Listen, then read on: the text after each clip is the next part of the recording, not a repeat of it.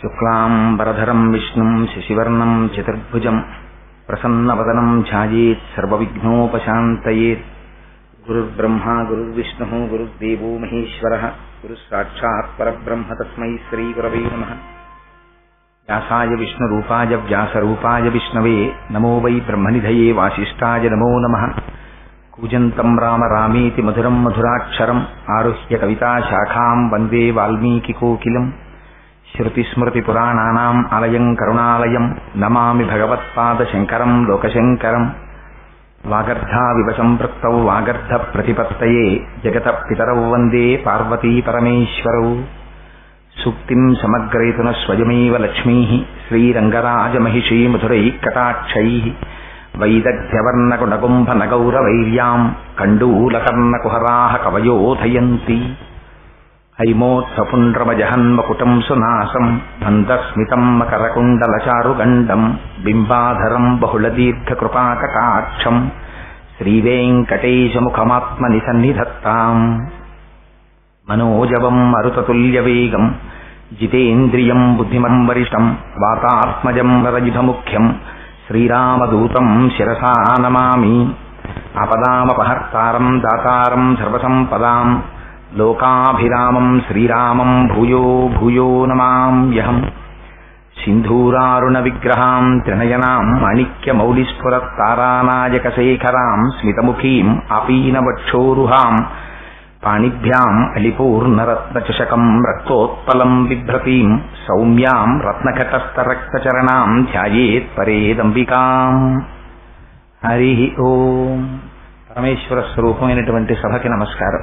ఈనాడు మహాసహస్రావధాని బ్రహ్మశ్రీ గరికపాటి నరసింహారావు గారు ఈనాటి సభకి ఇచ్చేసి ఒక శ్రోతగా కూర్చుని కోటేశ్వరరావు చెప్పేటటువంటి 4 మాటలు నేను వింటాను అని వారు అనడం కేవలం వారి యొక్క భక్తికి వినయానికి అది ఒక ఉదాహరణ తప్ప వారు సాక్షాత్తుగా నా దృష్టిలో కరచరణాదులతో కదిలి నడయాడి ఈ కన్నులతో మనం చూడడానికి దర్శించడానికి అనువుగా వచ్చినటువంటి అమ్మవారి యొక్క స్వరూపం. ఎందుచేత అంటే నిన్నటి రోజునే కదా మనందరం అమ్మవారి పాదములు పట్టి ప్రార్థన చేశాం. అందుకని ఆ తల్లి నిజంగా తన స్వరూపంతో వస్తే మనందరం ఆకర్షితులమై లేదా ఒక్కసారి స్తంభించిపోయి ఉండిపోతామని ఇవాళ ఆ స్వరూపంతో అమ్మవారు వచ్చింది. అందుకని వారి నోటి వెంట నా గురించి వచ్చినటువంటి ఏ మాటైనా దాన్ని ఆశీర్వచనంగా స్వీకరిస్తాను. అటువంటి బ్రహ్మశ్రీ గరికపాటి నరసింహారావు గారు ఈనాటి సభకి వచ్చినందుకు వారు వచ్చి ఇక్కడ కూర్చుని 4 మాటలు నువ్వు చెప్పేవి నేను వినాలనుకుంటున్నానయ్యా అని నా యందు అంత ఆదరణ ప్రకటించినందుకు, కానీ ఇన్నాళ్ళు తెలియక సౌందర్యలహరి ఏదో చాలా సంతోషంగా చెప్పేశాను కానీ అంతటి మహానుభావులే ఇది నేను పూజ చేస్తూ అనుభవిస్తున్నాను కానీ ఎప్పుడూ సౌందర్యలహరి మీద ప్రసంగం చెయ్యలేదు అంటే నేనంతటి వాడిని రా సౌందర్యలహరి మీద తెగించి ప్రసంగాలు చేస్తున్నానని ఇవాళే కొత్తగా ఒక భయం ఏర్పడింది. అందుకని చాలా సంతోషం. అయితే అమ్మవారే వచ్చి కూర్చున్నప్పుడు మాట్లాడేవాడికి భయం ఎందుకు? ఆ తల్లి పాదాలు నమ్ముకుని కదా చెప్తున్నది. అందుకని వేరొక విధంగా మరింత భయం పోయినవాడనై ఇవాళ ప్రసంగాన్ని ప్రారంభం చేస్తాను. శంకర భగవత్పాదుల యొక్క రుణాన్ని మనం తీర్చుకోలేం. ఎందుచేత అంటే అసలు మనకి భగవంతుణ్ణి ప్రార్థన ఎలా చెయ్యాలో కూడా చేత కాదు. అటువంటి స్థితిలో పడి ఉన్నటువంటి మనకి సౌందర్యలహరి శివానందలహరి మొదలైన వాటిని అడ్డుపెట్టి భగవంతుణ్ణి ఉద్దేశించి ప్రార్థన ఎలా చెయ్యాలో కూడా నేర్పినటువంటి మహాపురుషుడు ఆదిశంకరులు. అందుకే పోతన గారు భాగవతంలో 7వ స్కంధంలో ఒక చోట ఒక మాట అంటారు, అత్సపు చీకటింబడి. మనం ఎప్పుడు మనకు ఉండేది ఏమిటంటే అజ్ఞానం అనేటటువంటి చీకటి. అందుకని అత్సపు చీకటింబడి విషయ ప్రవిష్టులై చచ్చుచు పుట్టుచున్మరల చెర్విత చెర్వినులైన వారికి జెచ్చెర పుట్టుని పరులు చెప్పిననైన ఏమిచ్చిననైన నిజేచ్ఛనైన కానలకు ఎగిననైన హరిప్రబోధములు అంటారు. తిండి మొదలుకుని శరీరాన్ని పట్టుకుని ఇదే నేను ఇదే నేను ఇదే నేను అనేటటువంటి అజ్ఞానంలోనే ఉండిపోయి చిట్ట చివరికి అయ్యో నేను ఉండన్రా అని బాల్యాదిశ్యపి జాగ్రదాదిశ తథా సర్వాస్వస్థాస్యపి యా వృత్తా స్వనువర్తమాన మహిమిత్యంత స్ఫురంతం సదా అంటారు శంకరులు దక్షిణామూర్తి స్తోత్రంలో. ఒక పక్క అవస్థలు మారిపోతున్నాయి, ఒక పక్క చూస్తే శరీరంలో మార్పు వచ్చేస్తోంది, ఆ శరీరం జర్జరీభూతమైపోతోంది.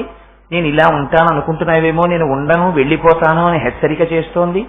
అయినా కూడా ఇంకా శరీరాన్ని పట్టుకుని పాకులాడుతూ ఇది ఉంటిపోతుందనేటటువంటి తాదాత్మ్యతతో జీవితాన్నంతటినీ గడిపి తొట్టతొదన ఏదో ఒకనాడు కొంప ముంచి ఇది వెళ్ళిపోయిన తరువాత ఇంకా ఇల్లు చక్కదిద్దుకోవడానికి కాలం లేదు కనుక, ఆనాడు వాడు చేసేది లేదు కనుక ప్రారంధం ఏమిటి సంపాదించుకున్నాడో దాంతో మళ్లీ తిరిగి పరమేశ్వరుడు నిర్ణయించినటువంటి అనేక యోనులలోకి ప్రవేశిస్తుంటాం.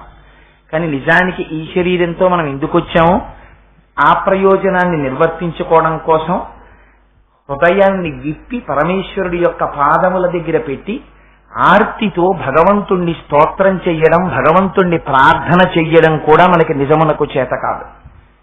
అందుకని ఎలా ప్రార్థన చెయ్యాలో నేర్పారు శంకరాచార్య మనకి సౌందర్య లహరిలో. ఎంత అద్భుతమైన మాట మాట్లాడతారంటే, ఒరే అందరూ అనలేర్రా, భగవన్నామాన్ని చెప్పడం, భగవంతుణ్ణి స్తోత్రం చెయ్యడం, పరమేశ్వరుని యొక్క కృప నా యందు ప్రసరించాలని కోరుకోవడం, ప్రయత్నపూర్వకంగా అమ్మవారి యొక్క పాదముల దగ్గర కూర్చుని ఏ కోరిక లేకుండా తల్లి పాదముల యొక్క సేవ చెయ్యడమే ప్రధాన ఉద్దేశ్యమై అమ్మ పాద కైంకర్యం చేసుకోగలగడం అనేటటువంటిది మనుష్య జన్మకి మాత్రమే ఉన్నటువంటి గొప్ప అదృష్టం. ఎందుచేతనంటే దుర్లభం త్రయమేవైతత్ అంటారు శంకరులు. మిగిలినవన్నీ గొప్ప విషయాలు అనుకుంటున్నావేమో, ఐశ్వర్యం గొప్పతనం కాదు, అందం గొప్పతనం కాదు, శరీరం పొడుగ్గా ఉండడం, పొట్టిగా ఉండడం, విశేషమైన బలం కలిగి ఉండడం, ఇవన్నీ గొప్పతనాలు కావు. ఇవన్నీ పరమేశ్వర విభూతి. ఒకనాడు నువ్వేదో పుణ్యం చేశావు, ఈనాడు వచ్చాయి. అన్నిటికన్నా గొప్పది ఏదో తెలుసా? మూడే మూడు: మనుష్యత్వం, ముముక్షత్వం, మహాపురుషుల్ని ఆశ్రయించడం. ఈ మూడు దొరకమంటే దొరికేవు కావురా. అందులో నీకు మొట్టమొదటనే అనుకోకుండా మనుష్యుడవై జన్మించావు. మనుష్యులవై జన్మించావు కాబట్టి నువ్వొక్కడివే నోరు విప్పి వాక్కు అనేటటువంటి సాధనాన్ని వాడి నీ మొర భగవంతుడికి చెప్పుకోగలవు. భగవంతుణ్ణి చేరుకోవడానికి అవసరమైనటువంటి వాక్కుని ఉపయోగించుకునేటటువంటి అదృష్టము కలిగినటువంటి ప్రాణి ఏదైనా ఉన్నది అంటే ప్రపంచంలో ఒక్క మనుష్య జన్మే. అటువంటి మనుష్య జన్మ ఎత్తి కూడా నీకు భగవంతుణ్ణి ప్రార్థన చేయడం చేత కావట్లేదని సౌందర్యలహరిలో అమ్మవారిని తాను ప్రార్థన చేస్తున్నట్టుగా అడ్డుపెట్టి శంకర భగవత్పాదులు ఎంత అందమైన శ్లోకం ఇచ్చారంటే, దృశాద్రాఘీయస్య దరదలిత నీలోత్పల రుచ దవీయాంసం దీనం స్నపయ కృపయా మామపి శివే అనేనాయం ధన్యో భవతి నచతే హానిరియత వనేవా హర్మ్యేవా సమకర నిపాతో హిమకర అంటారు. ఎంత గొప్ప శ్లోకం అంటే అది. అందులో అంటారు, అమ్మా దృశాద్రాఘీయస్య, తల్లి నీ దృష్టి ఉన్నదే, ఆ దృష్టి ఈ బ్రహ్మాండములన్నీ ఎంత ఉన్నాయని నేను అనుకుంటున్నాను. ఈ బ్రహ్మాండములన్నీ కలగలిసిన తరువాత ఒక పెద్ద నిజ్జుల, ఏదో ఒక పెద్ద విశ్వం, ఇవన్నీ ఎంతవరకు ఉన్నాయని నేను అనుకుంటున్నానో అంతవరకు చూడగలిగినటువంటి నేత్ర సంపద కలిగినటువంటి దానివి. నా దృష్టి ఏదో అక్కడ వరకు కనబడుతుంది, ఇంకొక చోటు వరకు కనబడుతుంది. నీ దృష్టి అలా కాదమ్మా. నీ దృష్టి ఈ విశ్వం ఎంతవరకు ఉందని నేను ఊహించగలను. ఆ విశ్వము కన్నా దూరము వరకు వెళ్ళగలిగినటువంటి చూపు కలిగినటువంటి దానివి. ఇది అమ్మతనం. అమ్మ అంటే అమ్మకి మాత్రమే ఉండే లక్షణం. అమ్మ వంట చేసుకుంటూ ఉంటుంది, ఇంకా తన రక్షణ యందు తను ధైర్యంతో ప్రవర్తించడం చేత కానటువంటి పిల్లవాడు, ప్రమాదాన్ని కౌగలించుకునేటటువంటి నైజమున్నటువంటి పిల్లవాడు, ఇంకా పరిణతి చెందనటువంటి వయస్సున్న పిల్లవాడు ఎక్కడో ఇంటి పెరట్లో ఆడుతుంటాడు. ఆడుతుంటే అమ్మ ఇక్కడ వంట చేస్తూ ఉంటుంది, కానీ దృష్టంతా పిల్లాడి మీదే ఉంటుంది. వస్తూ ఉంటుంది, ఒకసారి ఆ మేడ నుంచి పిల్లాడు ఏం చేస్తున్నాడో చూస్తూనే ఉంటుంది. రాత్రి నిద్రపోతుంటుంది. మీరు చూడండి ఎంత చిత్రంగా ఉంటుందంటే సృష్టి. అప్పటి వరకు అమ్మాయి ఎక్కడో కాలేజీలో చదువుకుంటుంది. ఆ అమ్మాయి ఎప్పుడు ఏం పసిపిల్లల్ని ఎత్తుకుని ఎరగదు. ఏదో ఎప్పుడు కాలేజీ పుస్తకాలు, అమ్మ వండి పెడితే క్యారేజీ పట్టుకోవడం, అమ్మ గబగబా యూనిఫామ్ తీసుకొచ్చి ఇస్తే వేసుకోవడం, వేసుకుని గబగబా కాలేజీకి వెళ్ళిపోవడం తప్ప ఒక్కనాడు వంటింట్లోకి వెళ్లి పొయ్యి దగ్గర వంట చేసి ఎరగనటువంటి అమ్మాయి వివాహమై ఓ పిల్లవాడు పుడతాడు. పుడితే ఎంత నిద్దట్లో కూడా తను నిద్రపోతూ ఉంటుంది, పిల్లవాడు నిద్రపోతూ ఉంటాడు. తన ప్రమేయం లేకుండానే నిద్రపోతున్నటువంటి పిల్లవాడిని తన దగ్గరికి లాక్కుని పిల్లవాడి యొక్క క్షేమాన్ని నిద్రలో కూడా ఆవిడ కోరుకుంటూ ఉంటుంది. అంత జాగ్రత్తగా గుండెలకి హత్తుకుంటూ ఉంటుంది. ఎవరిచ్చారు ఇది? పరమాచార్య ఒక మాట అంటుంటారు, నీకు అమ్మలో సృష్టి అంతా ఉందిరా, భగవంతుడిని ఎక్కడ చూస్తావు? భగవంతుడు అమ్మలోనే కనపడతాడు. ఎందుకని? భగవంతుడు అంటే ఎవరు? మూడు లోకములకు, మూడు కాలములకు, మూడు మూర్తులకు దగ్గరికి వెళ్ళి శంకరుణ్ణి అలమయమ అంటారు పోతన గారు అష్టమ స్కంధంలో. ఆయనే సృష్టికర్త, ఆయనే స్థితికర్త, ఆయనే లయకర్త. ఒక్క అమ్మలో మీరు సృష్టికర్తని చూడొచ్చు, స్థితికర్తని చూడొచ్చు, లయకర్తని చూడొచ్చు. అమ్మ తను తిన్న అన్నాన్ని గుర్తెరగనటువంటి స్థితిలో కడుపులో చీకట్లో పడిపోయి ఉన్నప్పుడు తను తిన్న అన్నంలో ఉన్నటువంటి సారాన్ని సప్తధాతువులుగా మార్చి శరీర నిర్మాణంలో తన వంతు పాత్ర పోషించింది, ఆవాసనిచ్చింది. తన శరీరం వికారం చెందుతున్నా సరే తనకొక బిడ్డడు పుడతాడని మురిసిపోయింది. తను మృత్యు సదృశమైనటువంటి కష్టాన్ని ఎదుర్కొని పిల్లవాడికి జన్మనిచ్చింది. పిల్లవాడు తల్లికి కృతజ్ఞత చెప్పాలా, తల్లి పిల్లవాడికి కృతజ్ఞత చెప్పాలా? పిల్లవాడేం కృతజ్ఞత చెప్పడు, వాడికి ఏం తెలుసు కనుక వాడు ఏడుస్తాడు. అమ్మ తన రక్తాన్ని పాలగా మార్చి పట్టేస్తుంది. పట్టేస్తే వాడు తన చిన్ని చిన్ని కాళ్లతో అమ్మ గుండెల మీద తంతాడు. అమ్మ ఆ చిన్ని చిన్ని పాదాలు తీసి ముద్దు పెట్టుకుంటుంది.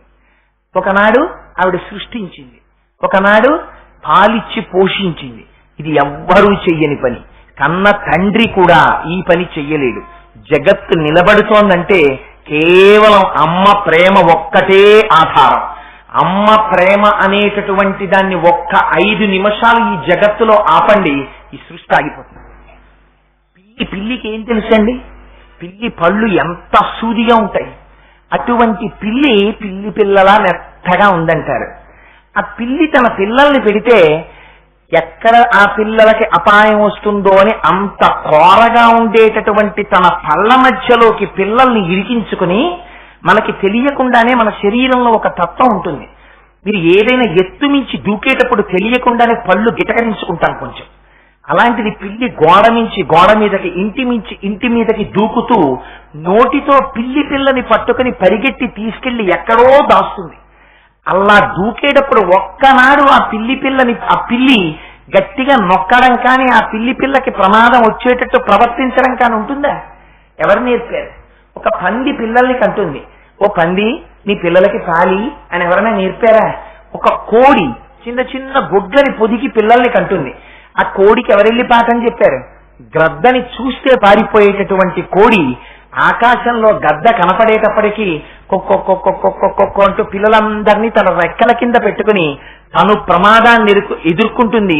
పిల్లల్ని మాత్రం తన రెక్కల కింద పెట్టి దాచుకుంటుంది. అమ్మ స్థితికారుడై శ్రీ మహావిష్ణువై జగత్తుని నిలబెట్టకపోతే ఎక్కడుంది ప్రపంచం? నీకేం తెలుసు? ఆ రోజున నువ్వెందుకు ఏడిచావో చెప్పగలిగింది అమ్మ ఒక్కతే. తండ్రి అక్కడే పేపర్ చదువుకుంటూ ఉంటాడు, ఉయ్యాల ఊగుతుంటుంది, పిల్లవాడు ఏడుస్తాడు. పిల్లవాడు ఏడుస్తున్నాడని ఇంకొక మాట ఉయ్యాల ఊపగలడేమో కానీ తండ్రి వంటింట్లో వంట చేసుకుని మడి కట్టుకుని ఉన్నటువంటి అమ్మ పిల్లవాడు ఇంకొక 2 మాటలు ఏడ్చేసరికి లేదు లేదు ఏదో ఉంది ఇబ్బంది అని చెప్పి అమ్మకెవరు చెప్పక్కర్లేదు, వచ్చి గబగబా పిల్లవాడిని ఒక్కసారి అసలు ఎత్తడం కూడా ఒక ఆర్ట్ అండి. పిల్లవాడిని అమ్మ అన్న పదార్థం లేకపోతే ప్రపంచం ఎక్కడుంది? మీ మెడ మీకు నిలబెట్టడం చేతకాని వయస్సులో తన ఎడమ చెయ్యి ఆ తల కింద పెట్టి మెడ నిప్పెట్టకుండా ఆ పిల్లల్ని ఎత్తుకోవడంలో అమ్మ చూపించినటువంటి నైపుణ్యం ప్రపంచంలో ఒక్క 5 నిమిషాలు నిర్లక్ష్యానికి గురైపోతే ఎంతమంది ఫిజికల్లీ హ్యాండిక్యాప్డ్ అయి పడిపోయి ఉండవలసిందో. ఎంత ఆదరించింది అమ్మ. అందుకని ఆవిడ స్థితికర్త అయ్యింది. ఆవిడ శ్రీ మహావిష్ణువై నిలబడింది. లయకర్త అంటే కేవలం ప్రాణం తీసేసేవాడో సంహారం చేసేవాడో కాదు. స్వల్పకాలిక లయము అని ఒకటి ఉంది శాస్త్రంలో. స్వల్పకాలిక లయం అంటే మనకి పగటిపూట ఇంద్రియములన్నీ ప్రపంచమునందు ప్రవర్తించి అలిసిపోతాయి. అలిసిపోయినటువంటి ఇంద్రియములకు మళ్లీ శక్తి కావాలి. ఎక్కడికి వెళ్ళిపోతాయి ఇంద్రియాలు? వెనక్కి అడుగు వేసి మనస్సులోకి వెళ్ళిపోతాయి. ఆ మనస్సు ఎక్కడికి వెళ్ళాలి? ఆత్మలోకి వెళ్ళిపోతుంది. ఆత్మలోకి వెళ్ళిపోయినటువంటి గాఢ సుషుప్తిలో ఆ పరమాత్మ, ఆ శివుడు ఈ ఇంద్రియములకు మనస్సుకు కావలసినటువంటి శక్తిని అంతటినీ ఇస్తాడు. మళ్లీ స్వప్నావస్థలోంచి జాగ్రత్త అవస్థలోకి వచ్చేటప్పటికీ మళ్లీ ఇంద్రియాలు, మళ్లీ మనస్సు శక్తిని పుంజుకుని మళ్లీ లేచి తిరగగలుగుతున్నాడు. స్వల్పకాలిక లయంలో ఇంద్రియములకు మనస్సుకు శక్తినిచ్చేటటువంటి శివస్వరూపంలా రాత్రి నిద్ర పోకపోతే పిల్లవాడు మరునాడు ఉదయం లేచేటప్పటికి వేడి చేసి దగ్గొచ్చేటటువంటి నీరస స్థితి శరీరమునకుందని గమనించినటువంటి అమ్మ రాత్రి ఇంటికొచ్చినటువంటి బంధువుల పిల్లలతో ఆడుకుంటూ నిద్రపోకుండా గడుపుతున్నటువంటి పిల్లవాడిని తీసుకొచ్చి పక్క మీద పడేసి తల మీద చెయ్యి వేసి కిందకి వంచి వీపు మీద జోకొట్టేసి వాడు ఏడుస్తూ కోపంగా అమ్మ వంక చూస్తున్నా సరే నిద్రపుచ్చి వాడి కన్నుల వెంట కారినటువంటి నీటిని తుడిచి ఒక్క ముద్దు పెట్టుకుని వెళ్ళిపోతుంది. ఆనాడు అమ్మ బలవంతంగా అలా నిద్ర పుచ్చకపోతే మనం ఆ పిల్లలతో ఆడుకుని ఎంత అనారోగ్యానికి గురయ్యేవాళ్ళము. తినకూడని పదార్థాలన్నీ తినడానికి చిన్నతనంలో ఎగబడితే నువ్వు ఇది తినకరా తినకరా తినకరా అని పెట్టడం మానేసి ఈ శరీరాన్ని నిలబెట్టినది అమ్మ కాదు. అందుకని లయకారుడు అమ్మయ్య ఉంది. బ్రహ్మాన్ని ఎక్కడ దర్శిస్తారు? పరమాచార్యులు వారు అంటారు, ఎక్కడ వెతుకుతావు ఆ బ్రహ్మాన్ని? నీకు కంటితో చూడాలనుందా బ్రహ్మాన్ని? నీ కంటితో నువ్వు బ్రహ్మాన్ని చూడాలనుకుంటే నువ్వు ఎక్కడో వెతకక్కర్లేదు, లోపలికి వెళ్లి బ్రహ్మాన్ని దర్శనం చేయడం ఏమో నీ అదృష్టం. అమ్మవారి యొక్క అనుగ్రహం ఎప్పుడు చేస్తావో హనుమాంతటి వారు నమోస్తు రామాయ సలక్ష్మణాయ దివ్యైక తస్యై జనకాత్మజాయై నమోస్తు రుద్రేంద్ర యమానిలేభ్యో నమోస్తు చంద్రార్కమరుద్గణేభ్య అనవలసి వచ్చింది. మనం ఎంతటి వారం ఉపాసనలో కాదు నీకు బ్రహ్మమును దర్శించాలని కోరిక ఉంటే, నువ్వు అంతర్యాగం చెయ్యాలనుకుంటే, నువ్వు బ్రహ్మమునకు నమస్కరించాలనుకుంటే పేరుకు చోటికి వెళ్ళక్కర్లా, నీ తల్లి పాదములకు నమస్కారం చెయ్యి చాలు, బ్రహ్మము తృప్తి పొందుతుందంటారు. అటువంటి అమ్మ కనుక ఆ అమ్మ సామాన్యంగా ఒక పిల్లవాడికి జన్మనిచ్చినటువంటి అమ్మకే ఇంత ప్రేమ ఉంటే మా అమ్మ అబ్రహ్మకీట జనని. ఈ సమస్త బ్రహ్మాండములలో ఉన్నటువంటి ప్రతి ప్రాణి మా అమ్మ బిడ్డే. మా అమ్మ ఎంత ప్రేమ ఉండాలి. అందుకని ఆవిడ విశాలాక్షి అయింది. కాదు మహాపతివ్రత. ఆవిడ గొప్ప సాముద్రిక లక్షణములు కలిగినటువంటి స్త్రీ. విశాలమైనటువంటి కన్నులుండడం సాముద్రిక శాస్త్ర రీత్యా గొప్ప పతివ్రత లక్షణం, స్త్రీకి ఉండవలసినటువంటి లక్షణం. అందుకని శంకరులు అంటారు దృశాద్రాఘీయస్య ఇన్ ఎ కంపారిటివ్ డిగ్రీ. అమ్మా, ఈ లోకములన్నీ ఈ విశ్వమంతా ఎంత దూరం ఉందని నేను అనుకుంటున్నానో అంతకన్నా ఎక్కువ దూరం చూడగలిగినటువంటి నేత్ర సౌందర్యము కలిగినటువంటి అమ్మవమ్మ నువ్వు. ఇది కేవలం బాహ్యంలో అమ్మవారి కంటి యొక్క సౌందర్యమా? అమ్మవారి కంటి చేత రక్షణ పొందుతూ ప్రతిరోజు అనుభవిస్తున్నటువంటి మీ స్థితి, మనస్థితిని శంకరులు అమ్మవారి కంటి యందు ఆరోపించి ఆ కంటి చేత మనం పొందుతున్నటువంటి ఫలితాన్ని ఈ శ్లోకంలో ఆవిష్కరిస్తున్నారు. అందుకని దృశాద్రాఘీయస్య దరదలిత నీలోత్పలరుచ అంటారు. ఆ మాటలు వేయడంలో కూడా అందం చూడండి. దరదలిత నీలోత్పలరుచ, నీలోత్పల అండంలో 2 లకారాలు ఉంటాయి. 2 లకారాలు వినపడేటప్పటికే మనకి వెంటనే అందులో 2 లకారములతో కూడినటువంటి అమ్మవారి యొక్క ముఖ్యమైనటువంటి నామం గుర్తొస్తుంది, లలిత. అసలు ఆ నీలోత్పలము అన్న మాట వినేటప్పటికే ఏదో మనస్సులో చల్లగా, ఆ శబ్దం వినేటప్పటికే ఏదో హాయిగా అనిపిస్తుంది. అమ్మవారి కంటి చూపు కూడా అంత హాయినివ్వగలిగినటువంటి అమ్మ. ఆవిడ వక్త్రలక్ష్మీ పరివాహ చలన్నీ నభలోచన. వ్యాసుల వారు లలితా సహస్రంలో అంటారు. అందుకని ఆ తల్లి దరదలిత నీలోత్పల రుచ. దళిత అంటే విచ్చుకున్నటువంటి నీలకమలం. ఆ నీలికమలం బాగా విచ్చుకుందా? బాగా విచ్చుకుందనుకోండి, అమ్మ కళ్ళు ఇలా తెరిచిందనుకోండి, ఇలా కళ్ళు తెరిస్తే మళ్ళీ అందులో ఏదో తేడా వచ్చినట్టు. శివే శృంగారార్థ తదితరజనే కుత్సలపర అన్నట్టు అమ్మవారు ఏదో తనకి వ్యతిరేకమైన వారో శివుడికి వ్యతిరేకమైన వారో, శివుడికి వ్యతిరేకమైన వారంటే అమ్మకి వ్యతిరేకమైన వారే, భక్తులు కానివారో లోకానికి కంటకులైన వారినో చూస్తే అమ్మ కళ్ళు ఇలా తెరవాలి. అందుకనమ్మా అలా కళ్ళు తెరుస్తావా? అలా తెరవమ్మా, మేము మీ బిడ్డలం. మేము బిడ్డలం కనపడినప్పుడు అమ్మ ఎలా చూస్తుందో అలా చూస్తావు నువ్వు. అందుకని ఎలా చూస్తావు? దళిత నీలోత్పల కాదు, విచ్చుకున్నటువంటి నీలోత్పలం కాదు నీ చూపు, దరదలిత నీలోత్పల రుచ. ఏం మొగ్గగా ఉంటే విచ్చుకోలేదు. అమ్మ కన్ను మూసిందా ప్రమాదం వస్తుంది. ఎందుకని? ఉన్మేష నిమిషోత్పన్న విపన్న భవనావళి. అమ్మ కన్నే మూసిందా ఈ లోకములన్నీ లయమైపోతాయి. అందుకని కన్ను ముయ్యదు. అందుకని మొగ్గగా చెప్పడానికి వీల్లేదు. బాగా అరవిరిసిన పువ్వు అని చెప్తామా? అమ్మ కళ్ళు ఇలా తెరుచుకున్నాయా? సౌందర్యలహరిలోనే శంకరులు అన్నారు ఒక చోట, తదితరజనే కుచ్చలపర అన్నారు. అందుకని ఏమో నువ్వు లోకకంటకుడైనటువంటి వాడివి కనుక నిన్ను చూసి అమ్మ ఇలా కళ్ళు తెరిచిందేమో. అందుకనమ్మా మేము బిడ్డలమమ్మా, మమ్మల్ని చూసినప్పుడు మా పట్ల అపారమైన ఆప్యాయతతో నీ దృక్కులను ప్రసరించినప్పుడు ఆ కన్నులు ఎలా ఉంటాయి? మనకి ఆ కన్నులను దర్శనం చేయిస్తున్నారు శంకరాచార్యులు వారు ఇవాళ. ఎందుకు అమ్మవారి కన్నులు దర్శనం చేయించడం? అందులో ఉంది రహస్యం అంతా. ఏ కన్నులుట, ఎలాంటి కన్నులుటవి? అవి దరదలిత నీలోత్పల రుచ, కొంచెంగా విచ్చుకున్నటువంటి నీలికమలంటది. ఏం కొంచెంగా విచ్చుకోవడం ఏమిటి? రాత్రి చంద్రుని యొక్క కిరణం పడింది, అసలు చంద్రుడే చల్లనివాడు. శంకరాచార్యుల వారు ఎక్కడెక్కడ చెప్పవలసి వచ్చినా చంద్రుణ్ణి హిమకరహ హిమకరహ హిమకరహ అంటుంటారు. అందుకని ఆ చంద్రుని యొక్క కిరణాలు పడ్డాయి, కొంచెం విచ్చుకుంది, ఆ మొగ్గ నుంచి పువ్వు స్థితిలోకి వెడుతోంది. ఇంకా బాగా విచ్చుకున్నటువంటి పువ్వు కాదు, కొద్ది కొద్దిగా విచ్చుకుంది. లోపల ఏముందో స్పష్టంగా కనపడదు, కానీ లోపల ఏముందో స్పష్టంగా తెలియనటువంటి స్థితి కాదు. లోపల గుడ్డు ఉన్నది అని కనపడుతోంది, కానీ లోపల ఉన్న వస్తువుని మీరు పూర్తిగా దర్శించి చెప్పగలిగినటువంటి స్థితి కాదు. అందుకని విచ్చుకోనటువంటి అరమోట్పు కన్నులు కలిగినటువంటి అమ్మ యొక్క స్వరూపాన్ని మీకు ఆవిష్కరించి చూపిస్తున్నారు శంకరులు. ఎందుకు అలా చూపించడం అంటే, అసలే చక్కటి సరస్సు, ఆ సరస్సులో అప్పుడే విచ్చుకుంటున్నటువంటి నీలికమలం, ఆ రేకుల మీద ఆ నీటి బిందువులు పడ్డాయి, మంచు బిందువులు. ఆ నీలి కమలము యొక్క కాంతి ఉండే రుచ అంటారు. రుచ అంటే తెలుగులో అయితే రుచి అంటే రసేంద్రియము పొందేటటువంటి అనుభూతి, సంస్కృతంలో రుచ అంటే కాంతి. నీలి కమలంలోంచి వచ్చేటటువంటి కాంతి కంటికి చల్లతనాన్ని ఇస్తుంది, ఈ కంటికి సంతోషాన్ని ఇస్తుంది. ఈ మాట ఎందుకు శంకరాచార్యులు వారు ఇంత గొప్ప ప్రయోగం మొదటి పాదంలో చేయడం? ఈ కన్ను బడలిపోయింది. మీకు ఇంద్రియాలు ఉంటాయి, ప్రధానంగా జ్ఞానేంద్రియములు 5 ఉంటాయి. 5 జ్ఞానేంద్రియాల్లోనూ మిమ్మల్ని జగత్తుతో తొందరగా కట్టి పడేసేది ఏదో తెలుసా అండి?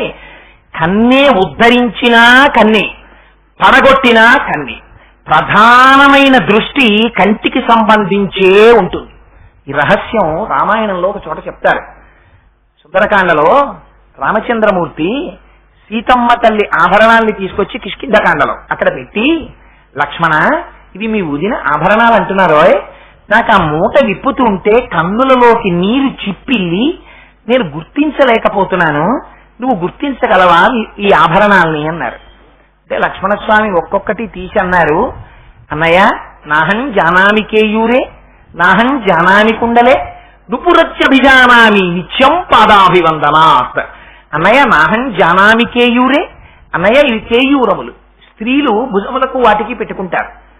నాకు తెలియదన్నయ్య వదిన ఎప్పుడైనా పెట్టుకుందో పెట్టుకోలేదో నేను చూడలేదు.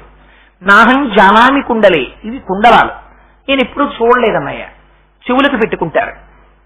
అన్నయ్య నుపురత్యభిజానామి, ఇవి నూపురములు, పాదములకు పెట్టుకుంటారు, ఇవి నాకు బాగా తెలుసు. ఎందుకు తెలుసు? నిత్యం పాదాభివందనాత్, వదినకి ప్రతిరోజు నేను నమస్కారం చేశాను, అప్పుడు నేను చూశానన్నారు. ఇది నిజమే.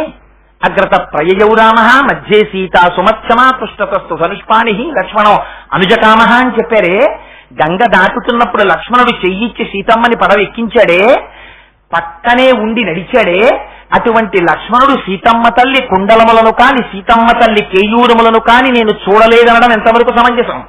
అంటే ఈ నేత్రము జగత్తులో ఉన్నటువంటి సమస్త వస్తువులను చూడవచ్చు కాక, చూడడం కంటికి ధర్మం, కానీ ఆ కంటి చేత చూడబడినటువంటి ప్రతి వస్తువు మీ మనస్సునందు తిష్టవేసిన నాడు బంధిస్తుంది. మీ మనస్సునందు ఆ నేత్రము చూడవలసినటువంటి వాటిని, ప్రధానమైన భక్తి సంబంధమైన వాటిని మాత్రమే మనస్సు లోపల ముద్ర వేసుకున్న నాడు అది మిమ్మల్ని ఉద్ధరిస్తుంది. అందుకని ఎక్కువగా వస్తువులన్నింటి వైపు తిప్పగలిగిన శక్తి, చూడగలిగిన శక్తి కంటికి ఉంది.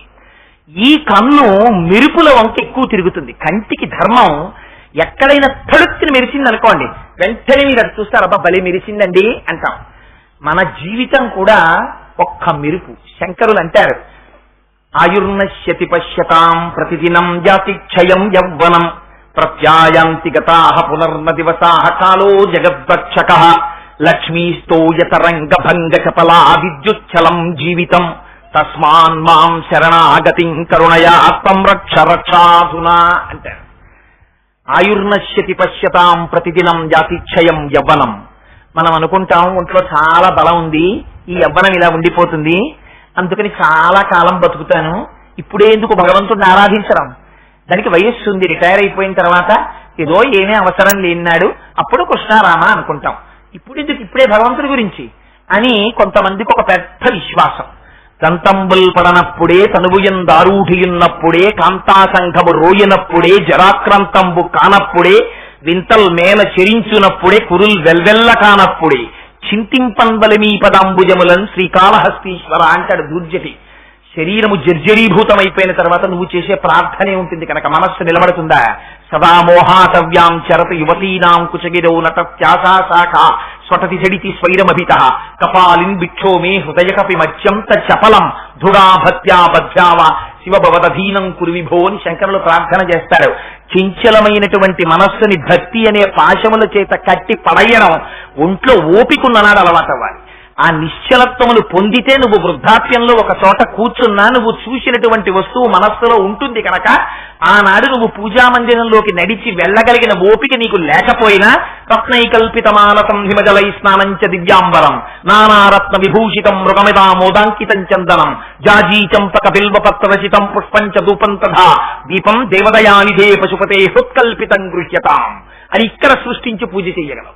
నీ ఒంట్లో ఓపికన్న నాడు తిరగకూడని వాటి వెంట తిరుగుతూనే ఉన్నావు. తిరిగావు సూర్యోదయ సూర్యాస్తమయాలనేటటువంటి రూపంతో పరమేశ్వరుడు నీ ఆయుర్దాయాన్ని గ్రసించాడు. ప్రత్యాయాంతిగతాః పునర్న దివసాః కాలో జగద్వక్షక లక్ష్మీస్తోయ తరంగ భంగ చపలా విద్యుచ్చలం జీవితం తస్మాన్ మాం శరణాగతిం కరుణయా త్వం రక్ష రక్షాధున. ఒక్క ఏడాది పోతే పిల్లాడు ఇంజనీరింగ్ లోకి వచ్చేస్తాడు, ఇంకొక 5 ఏళ్లు పోతే మా అబ్బాయికి నెలకి 40,000 జీతం వస్తుంది, ఇంకొక 7 ఏళ్లు పోతే నాకు మనవడు వస్తాడు. అవన్నీ రావడం యథార్థం. వీటన్నింటి కోసం నువ్వు తిరుగుతున్నది యథార్థం. కానీ ఒక్కటి జ్ఞాపకం పెట్టుకో, నువ్వు తిరగడం, నీ కోరికలు తీరడం సూర్యోదయ సూర్యాస్తమయాలనేటటువంటి రోజుల లెక్కలో జరుగుతుంటే ఈ మెరుపుల వంటి ఐహికమైనటువంటి భోగముల కోసం నీ కళ్ళు నీ మనస్సు అలవాటు పడి నువ్వు తిరుగుతూ ఉండగా నీ శరీరము జర్జరీభూతమై ఒకనాడు ఎవ్వరికీ తెలియకుండా మృత్యువు కేవలము ఉచ్ఛ్వాస నిశ్వాసల మధ్యలో ఉంటుంది. ఎప్పుడు ఆగిపోతుందో ఎవరికి తెలుసు. లోపలికి ఊపిరి తీశాక బయటికి వెళ్ళకపోవచ్చు, బయటికి విడిచిపెట్టాక లోపలికి తీయకపోవచ్చు. ఎక్కడుంది మృత్యువు? తీసిన ఊపిరి విడిచిపెట్టడంలో ఉంది, విడిచిపెట్టిన ఊపిరి మళ్ళీ తీయడంలో ఉంది. ఎక్కడ ఎవరికి మృత్యు ఉందో ఎవరికెడుక కనుక. అందుకని దీపం ఉండగా ఇల్లు చక్క పెట్టుకోవు. ఈ తిరిగావు తీసుకొచ్చావు, ఇందులో ఒక్కటి నిన్నుద్ధరించగలిగిందిందా? అలాగని సంసారములు మానేయమని శంకరులు చెప్పారా? ఎప్పుడూ చెప్పలేదు. మూఢజహీహి ధనాగమ తృష్ణ విడిచిపెట్టన్నారంతే శంకరాచార్యులు వారు. ఇద్దుకురాలా తిరుగుతావు? డబ్బు అని తిరుగుతున్నావే, బాహ్య సౌఖ్యం కోసం తిరుగుతున్నావే, స్త్రీ సౌఖ్యం కోసం పరిగెడుతున్నావే, కాలం వెళ్ళిపోతోంది, నీకు ఓపిక అయిపోతోంది. నువ్వు ఎప్పుడు పరమేశ్వరుణ్ణి ప్రార్థిస్తావు? నువ్వు సంపాదించిందంతా నీ వెనకాతలు వచ్చేస్తుంది అనుకుంటున్నావా? నువ్వు నమ్ముకున్న వాళ్ళు నీ వెంట వస్తారనుకుంటున్నావా? కింవానేన ధనేన వాజికరిభి ప్రాప్తేన రాజ్యేన కింవా పుత్ర కలత్ర మిత్ర పశుభిర్దేహేన గేహేన కిం జ్ఞాతైతక్షణ భంగురం సపతిరోత్యాద్యం మనోదూరత స్వాత్మార్థం గురువాక్యతో భజ భజ శ్రీపార్వతీ వల్లభం. అన్నిటికన్నా అసలు సంఘం లేంది డబ్బి. నువ్వు ఇంత కష్టపడి సంపాదించావు. పశుపక్షాది సమస్త జీవకోటిలో తనకి కావలసినంత సంపాదించిందే కానీ తన తరువాతి తరానికి దాచేటటువంటి హీనమైన లక్షణమున్న జీవి ప్రపంచంలో మనిషి తప్పింకోలేడు. నువ్వు సంపాదించావు, తీసుకెళ్ళావు, దాచావు. నీ సమయం అంతా సొమ్ముగా మారింది. ఆ సొమ్ము కనీసం నీ ముందు నోట్లగా కూడా లేదు. బ్యాంకు పాస్ పుస్తకంలో అంకెల రూపంలో నీ బీరువాలో చీకట్లో మగ్గుతోంది. నీ శరీరం పడిపోయింది. ఒకనాడు పడిపోయిన నాడు వెదురు కర్రలు కొని తేవడానికి, తాడు కొని తేవడానికి, గడ్డి కొనడానికి, ఆ తరువాత నీ మీద కప్పేటటువంటి తెల్లబట్ట కొనడానికి కూడా ఆ డబ్బు రూపాయల వెంట కన్నీటి బిందువులేం మొలకవు. ఆ డబ్బు సంతోషంగా వచ్చి తీసుకొస్తుంది అవన్నీ. కింవానేన ధనేన పునః అయ్యో ఇంత కష్టపడి సంపాదించాడండి, ఓసారి వచ్చి ఆ నోట్ల కట్ల కళ్ళ నుండి ఏమైనా తిరుగుతాయా? ఏహి కనపడవు, అక్కడే ఉంటాయి. వాజికరిభి నువ్వు సంపాదించిన వాహనాల్లో ఇంత కష్టపడి కారు కొన్నావు, ఇంత కష్టపడి ఏసీ చేసావు, అయితే ఇవేవి వదిలేయమని శంకరులు చెప్పలేదు. వాటి ఎందుకు వ్యామోహం వదిలేసేయి అన్నారు. ఆఖరికి నీ శరీరాన్ని తీసుకెళ్లే నాడు కొత్త కర్రలు తేవడానికి కూడా కారు అంత సంతోషంగానూ పెడుతుంది. అంతేగాని కార్పొరేటర్లోంచి నీళ్లు కారిపోయేలాగా అయ్యో నా యజమాని పోయాడని అదేం బాధ పెట్టుకోదు. ఇల్లు అసలు కదిలి రాదు. భార్య కేవలం గుమ్మం వరకు, కొడుకు రుద్రభూమి వరకు. నీదని నువ్వు ఇలా చూపించినటువంటి నీ శరీరం కల్లరి బొమ్మయౌ కాయంబులొల్లా అద్దె కొంపల బోలు ఆలోకమల్లా అని తను పెంచు దొంగలౌ తనయులనొల్లా ఎందుకీ భాగ్యంబులెందుకీ మురుపు ముందు చావుండంగ మురియంగనగుని. అందుకని వచ్చేస్తోంది ప్రళయం, ముంచుకొచ్చేస్తోంది. అందుకని నీకు ఈ వెర్రి తగ్గేది ఎప్పుడో తెలుసా? నీకింక సమయం లేదురా. ఇంత జ్ఞానం, ఇంత దాని గురించి వైరాగ్యం, ఇంత భక్తి, ఇంత బోధ తరచి చూసుకోవడం. వైరాగ్యం అంటే ఏమిటి? శంకరులు అంటారు ఒక చోట, తెచ్చిపెట్టుకున్నది వైరాగ్యం కాదు, నువ్వు ఏదో ఆ వస్తువు వైపుకి వెళ్ళనన్నది వైరాగ్యం కాదు. అందుకని శంభోహో అన్నారు. సుఖమిచ్చి ఆ సుఖము కాదని తెలుసుకోవడం వైరాగ్యం. మనస్సు ప్రయత్నపూర్వకంగా ఏవి కష్టపడటి వైపుకు వెళ్లకుండా చేయడం కాదు, చూసి కూడా అది భోగము కాదని తిరస్కరించగలగడం, అది వైరాగ్యం. అందుకని అదిగో అటువంటి వైరాగ్య సంపత్తిని ఇయ్యగలిగినటువంటి వాడు శంకరుడు. ఆ అమ్మ కంటి చూపుందే అదంతా దయతో నిండిపోయిందిరా. ఒక్కసారి అమ్మ వంక ఇలా చూసి నమస్కారం చేశావా, ఆ అమ్మ నీ వంక దయతో చూడడానికి సిద్ధంగా ఉంది.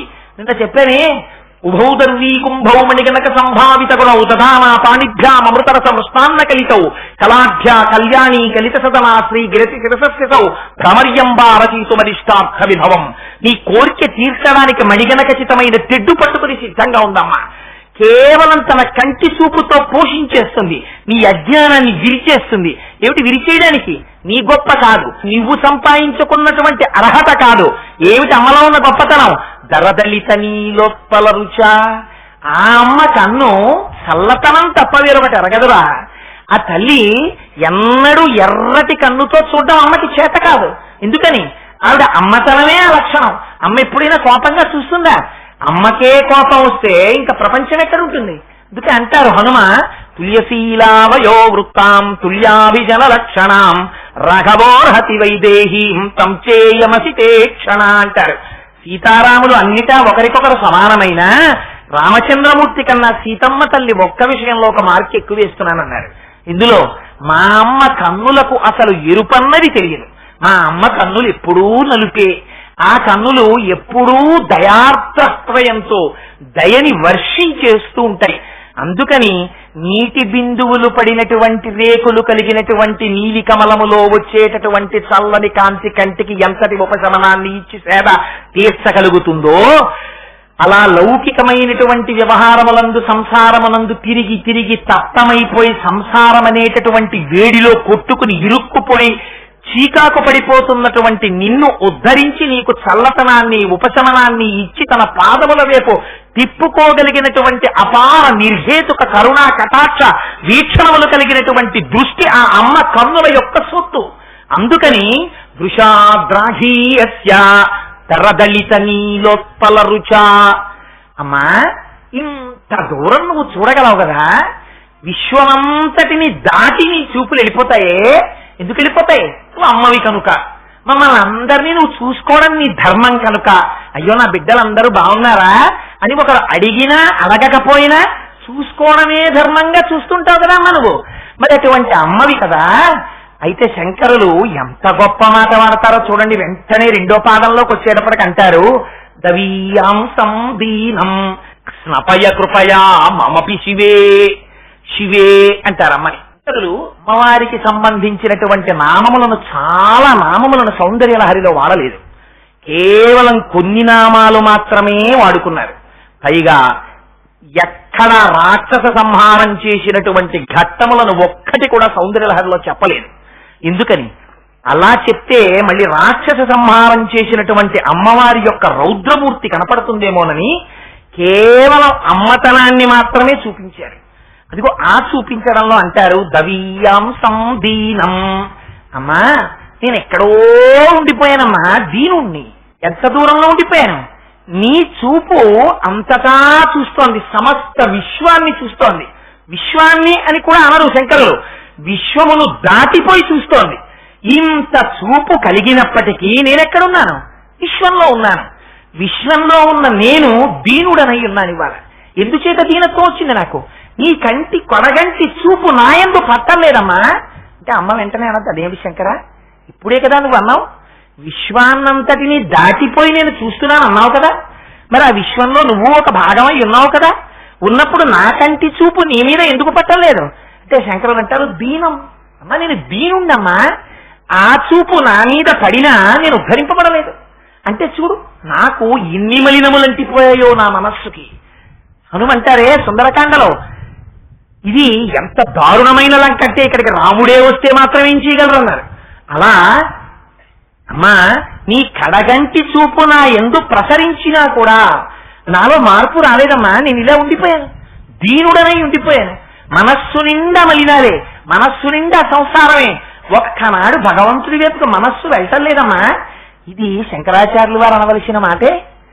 శంకరుల ఈ స్థితి, శంకరుల దీనులు ఈ సమస్త జాతిని ఆసేతు హిమాచల పర్యంతం పాదచారి అయి పర్యటించి దీనులందరి దగ్గరికి వెళ్ళి నువ్వు దీనుడవు కావురా, నువ్వు స్వయంగా శివుడవు అని చాటి చెప్పినటువంటి మహాపురుషుడు, అద్వైత భావన యందు రమించినటువంటి వారు, సాక్షాత్తుగా పార్వతీ పరమేశ్వరుల యొక్క స్వరూపమై భూమి మీద నడయాడినటువంటి మహాపురుషుడు, ఆఖరికి అవసరమైతే ఒక కాపాలికుడు వచ్చి తన శిరస్సు కావాలంటే తీసుకుపోమనగలిగినటువంటి గొప్ప ధృతి, జ్ఞాన సంపత్తి, ధైర్యము, చాకబుద్ధి కలిగినటువంటి ఆచార్య శేఖరులు శంకర భగవత్పాదులు అమ్మను ఉద్దేశించి దవీయాంసం దీనం స్నపయ కృపయా, అమ్మా ఇలా నీ కంటి చూపు పడితే సరిపోదమ్మా, స్నపయ నన్ను తడిపేయాలి, నీ కంటి చూపుతో అభిషేకం చేసేయాలి.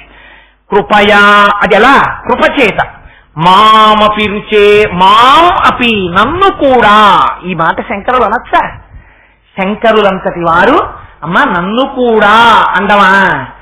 ఇందుకు మనం శంకరాచార్యుల వారి పాదములకు ఎన్ని మాటలు శిరస్సు తాటించి నమస్కరించినా వారి రుణం తీర్చుకోలేం.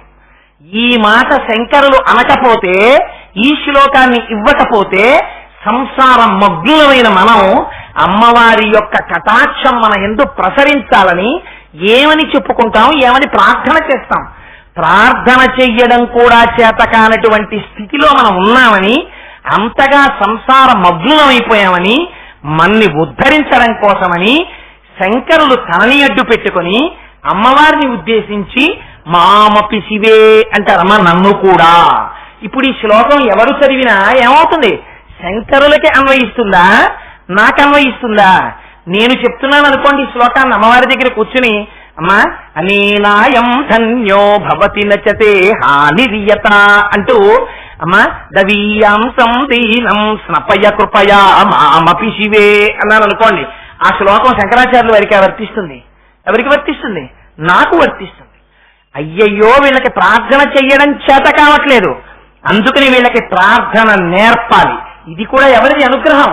అమ్మయే తన కడగంటి చూపుతో శంకరాచార్యుల వారి యందు భాషగా ప్రవేశించి, ఈ బిడ్డలందరూ నా పాదముల వైపుకి తిరగకుండా లోకమునందు తిరుగుతున్నారు, వీళ్ళని నా వైపుకు తిప్పుకోవడానికి ఒక్క ప్రార్థన చేయించి నా తొడ మీద కూర్చోపెట్టుకోవాలి అని వీళ్ళని ఉద్ధరించాలని అమ్మ యొక్క ప్రేమ కనుక శంకరుల చేత ప్రార్థనా శ్లోకాన్ని ఆవిష్కరింపజేసింది.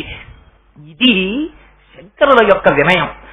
ఈ మాట అనడం ఎంత గొప్పతనమో చూడండి, ఎంత భక్తో చూడండి. అందులో మామపి శివే అమ్మ నన్ను కూడా, తవీయాంసం దీనం అమ్మ నేను దీనున్నమ్మా, ఎక్కడో ఉండిపోయాను, నీ కడగంటి చూపు ఇలా పడితే నాకు సరిపోదమ్మా, నేను చేసిన పాపానికి స్నపయ కృపయా తడిపేసేయాలి నీ దృష్టితోటి.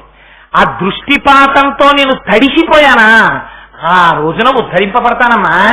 ఏమిటి మాట శంకరులు అండం, ఎంత భక్తితో చెప్పారో చూడండి. అంతటి మహాజ్ఞాని శంకర భగవత్పాదులు భక్తితో మాట్లాడవలసి వస్తే అందరికన్నా కూడా నైత్యానుసంధానం చేసుకుని అందరికన్నా కిందకి దిగిపోతాడు. శివానంద లహరిలో అంటారు, పశుమాం సర్వజ్ఞ ప్రహిత కృపయా పాలయ విభో. తండ్రి నేను పశువుని, నువ్వో పశుపతివి, మన ఇద్దరి మధ్య ఈ సంబంధం చాలదా కాపాడటానికి, అందుకని నన్ను ఉద్ధరించు తండ్రి అంటారు. ఇది శంకరులు అనవలసిన మాట. మన కోసమని ఆ భక్తితో ఒక్కసారి ఆర్తితో పిలిచారా, ఆవిడ తడితో కూడినటువంటి కన్నుంది, దయతోటి తడిసిపోయినటువంటి కన్ను అమ్మవారిది. ఒక్కసారిలా చూసిందా చాలా ఉద్ధరింపబడిపోతుంది. ఆవిడ జ్ఞానం ఇచ్చేస్తుంది. ఎన్ని రకాలుగా ఇస్తుంది, అందరికి ఎన్ని రకాలుగా ఇచ్చిందో. ఒకరికి తాంబూలం నోట్లో పెట్టింది, ఒకరికి బీజాక్షరాలు రాసింది, ఒకరిని కేవలం చూసింది. ఎవరికి ఎన్ని రకాలుగా జ్ఞానం ఇచ్చిందో అమ్మ. ఒకరికి పాలిచ్చింది. శివజ్ఞానాన్ని ఇవ్వడానికి ఆ అమ్మ ఎన్ని రకాలుగా ప్రయత్నించిందో. కావలసిందేమిటి? భక్తితో ఒక్కసారి అమ్మా అనరా చాలు. అమ్మకి ఇంకొక పేరు ఉండదండి. అమ్మకుండే పేరు అమ్మే. అమ్మ దగ్గరికి వెళ్ళి మీరు ఎంత గొప్ప పేరు పెట్టి పిలిచినా సరే, అమ్మ సాక్షాత్తుగా chief secretary to the government of India అవనివ్వండి, మీరు వెళ్ళి ఈవిడ chief secretary to government of India అండి మా అమ్మగారు అని మీరంటే అమ్మ కొంచెం ముఖం దించుకుంటుంది. ఈవిడ మా అమ్మగారు, ఆవిడ ఆ పదవిలో ఉన్నారు. పదవిలో ఉండడం తక్కువ, నాకు అమ్మ అవడం నా ఘనం, ఇది నా అదృష్టం అని మీరు చెప్పుకున్న నాడు అమ్మ సంతోషిస్తుంది. అమ్మకుండే ఒకే ఒక లక్షణం ఏమిటి? అమ్మా అని పిలిస్తే చాలు లొంగిపోతుంది అమ్మ. అయ్యో ఇది ఇవ్వచ్చా, ఇది ఇవ్వకూడదా, ఇది కష్టమా, ఇది నిష్ఠూరమా, ఇది ఆలోచించదు అమ్మ. దీనికి మీకు నేను ఎలా చెప్పాలో నాకు అర్థం కావట్లేదు. ఒకనాడు నేను ఒక స్నేహితుడితో కలిసి ఒకరింటికి వెళ్ళాను. మేమిద్దరం కలిసి ఒక పని మీద వెళ్ళాలి. వాళ్ళ అమ్మగారికి ఒక 70 ఏళ్ళు, చాలా పెద్ద ఆవిడ. అతను నా దగ్గర ఎప్పుడో మాట చెప్పేవాడు. ఆ మాట నేను ఇప్పటికీ మర్చిపోలేను. అతను అనేవాడు, కోటేశ్వరరావు నేను మా అమ్మగారి పక్కన కూర్చుని, మా అమ్మగారికి 70 ఏళ్ళు వచ్చేసాయి కదా, బ్యాండేజీ గుడ్డ ఎలా ఉంటుందో అలా ఉంటుందండి మా అమ్మగారి చర్మం, గాజు చర్మంలా అయిపోయింది. అదంతా ముడతలు పడిపోతే మా అమ్మ చెయ్యి, మా అమ్మకి ఏం అక్కర్లేదండి, ఒక్క 10 నిమిషాలు నేను వెళ్ళి పక్కన కూర్చునమ్మా అని ఏదైనా మాట్లాడితే చాలా ఆ రోజు ఆవిడ అన్ని ఔషధాలు తీసేసుకున్నట్టే, అంత తృప్తి అండి ఆవిడికి. అందుకని ఆలస్యమైన వెళ్ళి పక్కన కూర్చుని అమ్మ చేతిని ఇలా పట్టుకుని, ఎప్పుడు రోజు నేను అన్నేళ్ళు వచ్చిన అమ్మ చర్మాన్ని ఇలా పట్టుకుని, అమ్మ ఏమిటమ్మా నీ చర్మం ఇలా పట్టుకుంటే ఇలా సాగకుండా ఇలా ఉండిపోతుంది ఏమిటమ్మా అంటే, మా అమ్మ పక్కున నవ్వేదండి. చంటి పిల్లల్లా ఇప్పటికీ మా అమ్మ చర్మాన్ని ఇలా ముద్దలు ముద్దలుగా కొండలు కొండలుగా పెట్టి ఆడుకుంటూ ఉంటాను అని అమ్మ గురించి ఆర్తితో మాట్లాడేవాడు.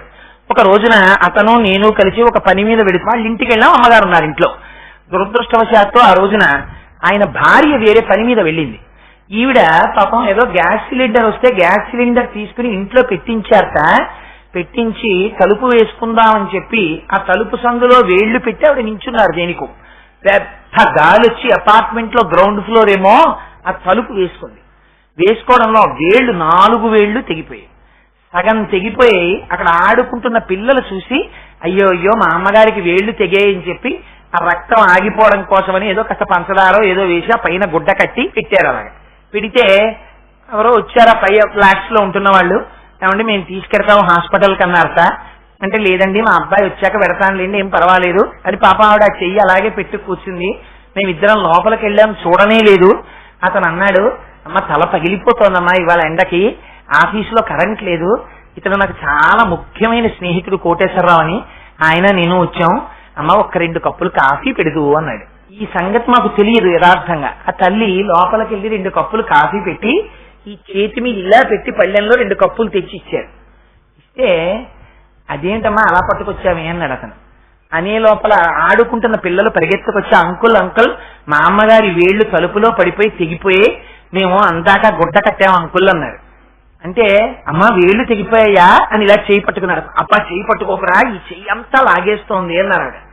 అమ్మా ఈ మాట చెప్పొద్దమ్మా, రాగానే వెంటనే హాస్పిటల్కి తీసుకెళ్తాను కదా, ఇలాంటి చేత్తో కాఫీ ఎలా పెట్టావమ్మా అన్నాడు అతను. ఒరే నువ్వు ఇంటికి వచ్చి నాకు చాలా తలకాయ నొప్పిగా ఉందమ్మా, ఇవాళ ఆఫీసులో కరెంట్ లేదు, ఒక్క కప్పు కాఫీ ఇయ్యమ్మా అని అడిగావురా. నీ భార్య ఉంటే నీకు ఇస్తుంది, ఇన్నాళ్ళకి కదా నన్ను అడిగావు. అడిగితే దిక్కుమాలిన వేళ్లు తెగాయని నీకు కాఫీ ఇవ్వకుండా నా వేళ్లు తెగాయని హాస్పిటల్కి తీసుకెళ్ళమని అడగనా, అందుకని కాఫీ పెట్టాను రా. ఏమిచ్చి రుణం తీర్చుకుంటారండి మీరు అమ్మకి? ఇది అమ్మతనం అంటే, ఇది సౌందర్యం అంటే. శంకరులు చెప్పే సౌందర్యం బాహ్య సౌందర్యము కాదు, అమ్మ యొక్క అంతః సౌందర్యం గురించి మాట్లాడుతున్నారు శంకరాచార్యుల వారు. ఇది దరదలిత నీలోపల రుచ, ఆ కన్నులలో వచ్చే కాంతికి చల్లదనం తప్ప వేడి తెలియదు అమ్మ కళ్ళకి. ఆ అమ్మ పాదాల దగ్గర కూర్చుని అమ్మా అన్నారనుకోండి పొంగిపోతుందంటే. అంత వ్యాసుడు, అన్ని పురాణాలు ఇచ్చినవాడు, అంత వేద విభాగం చేసినవాడు, విష్ణు సహస్రం ఇచ్చినవాడు, ఇన్ని భగవద్గీతని రచించినవాడు, ఇన్ని చేశాడే. ఆయన లలితా సహస్రం చెప్పవలసి వస్తే ఇంకో మాట చెప్పలేరా? శ్రీమాత అమ్మ అంతే. అమ్మ అమ్మే, అమ్మకి అమ్మతనమే అందము, అమ్మయే సౌందర్యము. ప్రపంచంలో అమ్మని మించిన సౌందర్యము వేరొకటి లేదు, ఉండము. అందుకని ఇది అమ్మా నీ చూపు, ఇది నీ చల్లతనం, ఇది నీ కారుణ్యం. అందుకని నేను ఎటువంటి వాడిని నీకు అనవసరం. కుపుత్రోజాయే తత్తచిదపి కుమాతాన భవతి. దౌర్భాగ్యుడైన కొడుకుండొచ్చు, అమ్మకి అన్నం పెట్టని వాడవచ్చు, అమ్మకి రూపాయి ఇవ్వని వాడవచ్చు, అమ్మ ప్రాణం పోతోందంటే ఆసుపత్రికి తీసుకెళ్ళని వాడవచ్చు. కానీ ఆ కొడుక్కి హార్ట్ అటాక్ వచ్చి హాస్పిటల్లో పెట్టారని తెలిస్తే అమ్మ నాకొక్కనాడు వాడు చూడలేదు నేను రానంటుందా? అమ్మ పరుగు పరుగున వచ్చి ఇంటెన్సివ్ కేర్ యూనిట్ అద్దంలోంచి చూసి మకరితోడపో రుమతంగ విభుని ఒకరిని దించిపోవ కాళ్ళు రాక కోరి చూచుసుండె కుంజరీ యూధంబు మగలు తగులు కారెమగువలకును. మిగిలిన వాళ్ళు గట్టెక్కి చూస్తారు. భార్యకి బ్రహ్మముడుంది కాబట్టి చూస్తుంది. అమ్మ ఒక్కతే తలుపు అద్దంలోంచి చూసి నాన్న ఇలా నేను బతకడం కన్నా నా ఆయుర్దాయం నువ్వు పోసుకు బతకరా అని ఏడుస్తుంది. ఇంత త్యాగం చెయ్యగలిగింది అమ్మ ఒక్కతే. అమ్మ కొడుకులోని గుణదోషములను అమ్మ చూడడం అన్నది అమ్మ యొక్క జీవితంలో ఉండదు. ఇది అమ్మతనం, ఇది సౌందర్యం, ఇది రక్షణ జాతికి. అందుకని అమ్మ ఇది నీ కంటిలో ఉన్న నీలికలు ఒక కాంతి. అందుకని నేనేమని చెప్పనమ్మా, నాకేమి యోగ్యత ఉందని ఆ కాంతి నా ఎంతో ప్రసరించాలని చెప్పను. పాకాటి పాండురంగారావు గారు దిక్సూచి అని వ్యాసాలు రాసేవారు. అందులో నేను ఇప్పటికి మర్చిపోలేను. నేను ఇంటర్మీడియట్ చదువుకునే రోజుల్లో ఒకసారి తీసి చదివితే అందులో ఆయన రాశారు, he who says thanks to his wife and mother is the biggest pool in my view అని రాశారు. అమ్మకి భార్యకి థ్యాంక్స్ చెప్పిన వాడు నా దృష్టిలో పెద్ద మూర్ఖుడు. మీరు ఎన్ని మాటలు థ్యాంక్స్ చెప్తే అమ్మ రుణం తీర్చుకుంటారు. అమ్మకి థ్యాంక్స్ చెప్పి రుణం తీర్చుకోలేవు నువ్వు. అమ్మ పక్కన కూర్చుని 4 మాటలు మాట్లాడు. అమ్మా నీ చేత్తో పెట్టిన పప్పు అన్నం ఎంత రుచమ్మా అను. అమ్మా నువ్వు నా చిన్నతనంలో అమ్మ నువ్వు వేయించిన చెగోడీలు రుచి రాదమ్మా ఇంకా అని నువ్వు చెగోడీలు తింటూ అను. ఆవిడ వండి పెట్టలేకపోవచ్చు. 80 ఏళ్ల వయస్సులో కళ్ళు కనపడనప్పుడు ఆవిడ గ్యాస్ పొయ్యి దగ్గరికి వచ్చి నేను 4 చెగోడీలు వేస్తానే పిల్లాడికి అంటుంది. ఏం వేయగలదా? తను చెయ్యగలదా? తనకి శక్తి ఉందా? చూసుకోదు. కొడుకు తృప్తి పడాలంతే. ఇది అమ్మతనం, ఇది సౌందర్యం. కొడుకుని ఉద్ధరించడంలో అమ్మ ప్రేమ తప్ప నీ యోగ్యత అయోగ్యతలు గొప్పవి కావు. నువ్వు చెప్పలేవు వాటిని. ఇది నేర్పారు జాతికి శంకరులు. ఆవిడ పరాశక్తి స్వరూపం, ఆవిడ అంబ, ఆవిడ సాక్షాత్తు శివశక్తి. వాళ్ళిద్దరికీ భేదం లేదు. ఆవిడ తలుచుకుందా నిన్ను మాయగా తిప్పుతుంది ప్రపంచంలో. ఆవిడ పాదముల వంక తిరిగావా ఆవిడ తెరపైకెత్తేస్తుంది, నిన్ను శివుడిలోకి కలుపుతుంది. కలపడానికి నీకున్న యోగ్యత ఏమిటి? నాకు ఇది ఉంది అని అనకు. నాకు ఇంత తెలుసు అన్నావా నువ్వు భ్రష్టుడవు. ఆ మాట నాకు అమ్మ దగ్గర ఏమంటావు? భక్తితో నిలబడంటే ఈ భక్తి నీకు అలవాటైందా నిన్ను ధరిస్తుంది. ఇదే శంకరులు అంటారు శివానంద లహరిలో. నువ్వెవరివైతే నాకేమిటయా వటుర్వాగి హీ వాగి శిరపి జటీవా తదితరో నరో వా యక్కశ్చిత్ భవతు భవకించేన భవతి యదీయం మృత్పద్మం యది భవతదీనం పశుపతే తదీయస్తం శంభో భవతి భవభారం చ వహసి. నువ్వు ఎవరికైతే ఎవరికి కావాలి? ఇది శంకరాచార్యుల వారి ప్రశ్న. వటుర్వా నేను ఉపనయనం చేసుకున్నాను, ఎవరికి ఎక్కువ? వటుర్వా ఎతిరపి జటీవా నేను యతిని, ఎవరికి ఎక్కువ? నేను జడలు పెంచుకున్నాను, ఎవరికి గొప్ప? నేను గృహస్థాశ్రమంలో ఉన్నాను, ఏమిటి గొప్ప? ఇవి కాదు కావలసింది. ఇది కావాలి శంకరుడికి. యదీయం మృత్పద్మం యది భవతదీనం పశుపతే. ఒక్కసారి మీరు మీ మనస్సు అనేటటువంటి పుష్పాన్ని తీసి శంకరుడి పాదముల దగ్గర పెట్టారా ఆయన మీ వెంట పరిగెడతాడు. నందనార్ కోసం అని వచ్చి పొలంలో నీళ్లు తోడలా? పార్వతీదేవి నీళ్లు పొలంలో పొయ్యలా? నందికేశ్వరుడు వచ్చి విత్తనాలు చల్లలా? చండీశ్వరుడు వచ్చి మూటలు కట్టలా? భగవంతుడు పరుగున వస్తాడు. ఈ మాట నమ్మరేమోనని భక్తితో పిలిచావా ఆయన పరిగెత్తుకు రావడానికి సిద్ధంగా ఉన్నాడు. చెప్పడం కోసం శంకరులు వెంటనే ఉదాహరణ చూపిస్తారు. మార్గావర్తిత పాదుకా పశుపతే రంగస్య కూర్చాయతే గండూషాంబు నిషేచనం పురరిపోర్దివ్యాభిషేకాయతే కించిద్భక్షిత మాంసశేష కబలం నవ్యోపహారాయతే భక్తి కిం నకరోత్యహో వనచరో భక్త్యావతంసాయకే. ఆ తిన్నడికి ఏం తెలుసు? ఆయన ఆ శివలింగానికి అభిషేకం చేయాలనుకున్నాడు. పరమశివుడికి ఆకలి తీరడానికి ఇంత పదార్థం పెట్టాలనుకున్నాడు. గబగబా నీటి దగ్గరికి వెళ్ళాడు. ఆ నీటిని అప్పటికే శంకరుడికి పెట్టడం కోసమని బాగా కాలి రుచికరంగా ఉన్నటువంటి పంది యొక్క శరీరంలో ఉన్న మాంసఖండాన్ని ఎంచుకోవడం కోసమని 4 మాంసం ముక్కలు కొరికి చూసి తన లాలాజనంతో కూడినటువంటి ఎంగిలైన మాంసం ముక్కను ఒక దాన్ని ఎడం చేత్తో పట్టుకున్నాడు, ధనస్సు పట్టుకున్నాడు. ఇంకా పట్టుకోవడానికి ఒక చిన్న పాత్ర కూడా నీళ్లతో పట్టుకోవడానికి ఉన్నవి 2 చేతులు 2 ఉన్నాయి. అందుకని ఏం చేశాడు, శివుడికి అభిషేకం చేయాలో తెలిసింది. ఆయన స్నానం చేస్తే కానీ ఏమి తిండనో అనుమానం. అందుకని ఆ ఏటిలో ఉన్న నీటిని పుక్కిట పట్టాడు. పుక్కిట పట్టి శివలింగం దగ్గరికి వెళ్ళాడు. ముందు రోజు పూజ చేసినటువంటి పువ్వులు కనబడ్డాయి. ఆ పువ్వులు తీయాలి. శివాలయంలో శివలింగం మీద ముందు రోజు అర్చన చేసినటువంటి పుష్పములను తీయడం కోసమని చాలా మెత్తటి బ్రష్ ని కూర్చ అన్నదాన్ని వాడతారు. అది తీయడం కోసమని ఏది పెట్టి తీయాలో తెలియలేదు.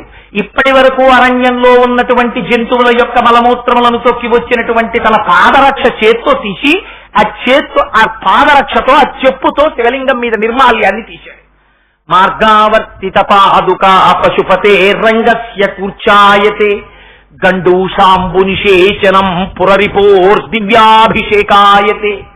అభిషేకం చెయ్యాలి. ఏం చెప్తారు? రుద్రాధ్యాయం వచ్చా? అనుదాత్త స్వరాలతో పలకడం వచ్చా? తన నోటితో చెక్కినటువంటి ఎంగిలి నీటిని భూమిశాడు శివలింగం మీద. అభిషేకంగానే పరమాత్మ భావించారు. భక్తి ఆయనకి ప్రధానం. ఆ భక్తి లేనప్పుడు రమణులు అంటారు, 1,000 సార్లు నీ ఒళ్ళు గిల్లుకున్నా ఒకటే, 1,000 బిల్వార్చనని మారేడు చెట్టుని గిల్లినా ఒకటే అంటారు. అందుకని అదిగో అలా తీసుకొచ్చాడు. కండూషాంబు నిషేచనం పురరిపోర్దివ్యాభిషేకాయతి కించిత్ భక్షిత మాంసశేష కబలం నవ్యోపహారాయతి. తను ఎంగిలి చేసి భూమితో కూడి తెచ్చినటువంటి ఒక మాంసపు ముక్కను అక్కడ పెట్టి శంకరా తినన్నాడు. శంకరుడు తీసుకుని తిన్నాడు.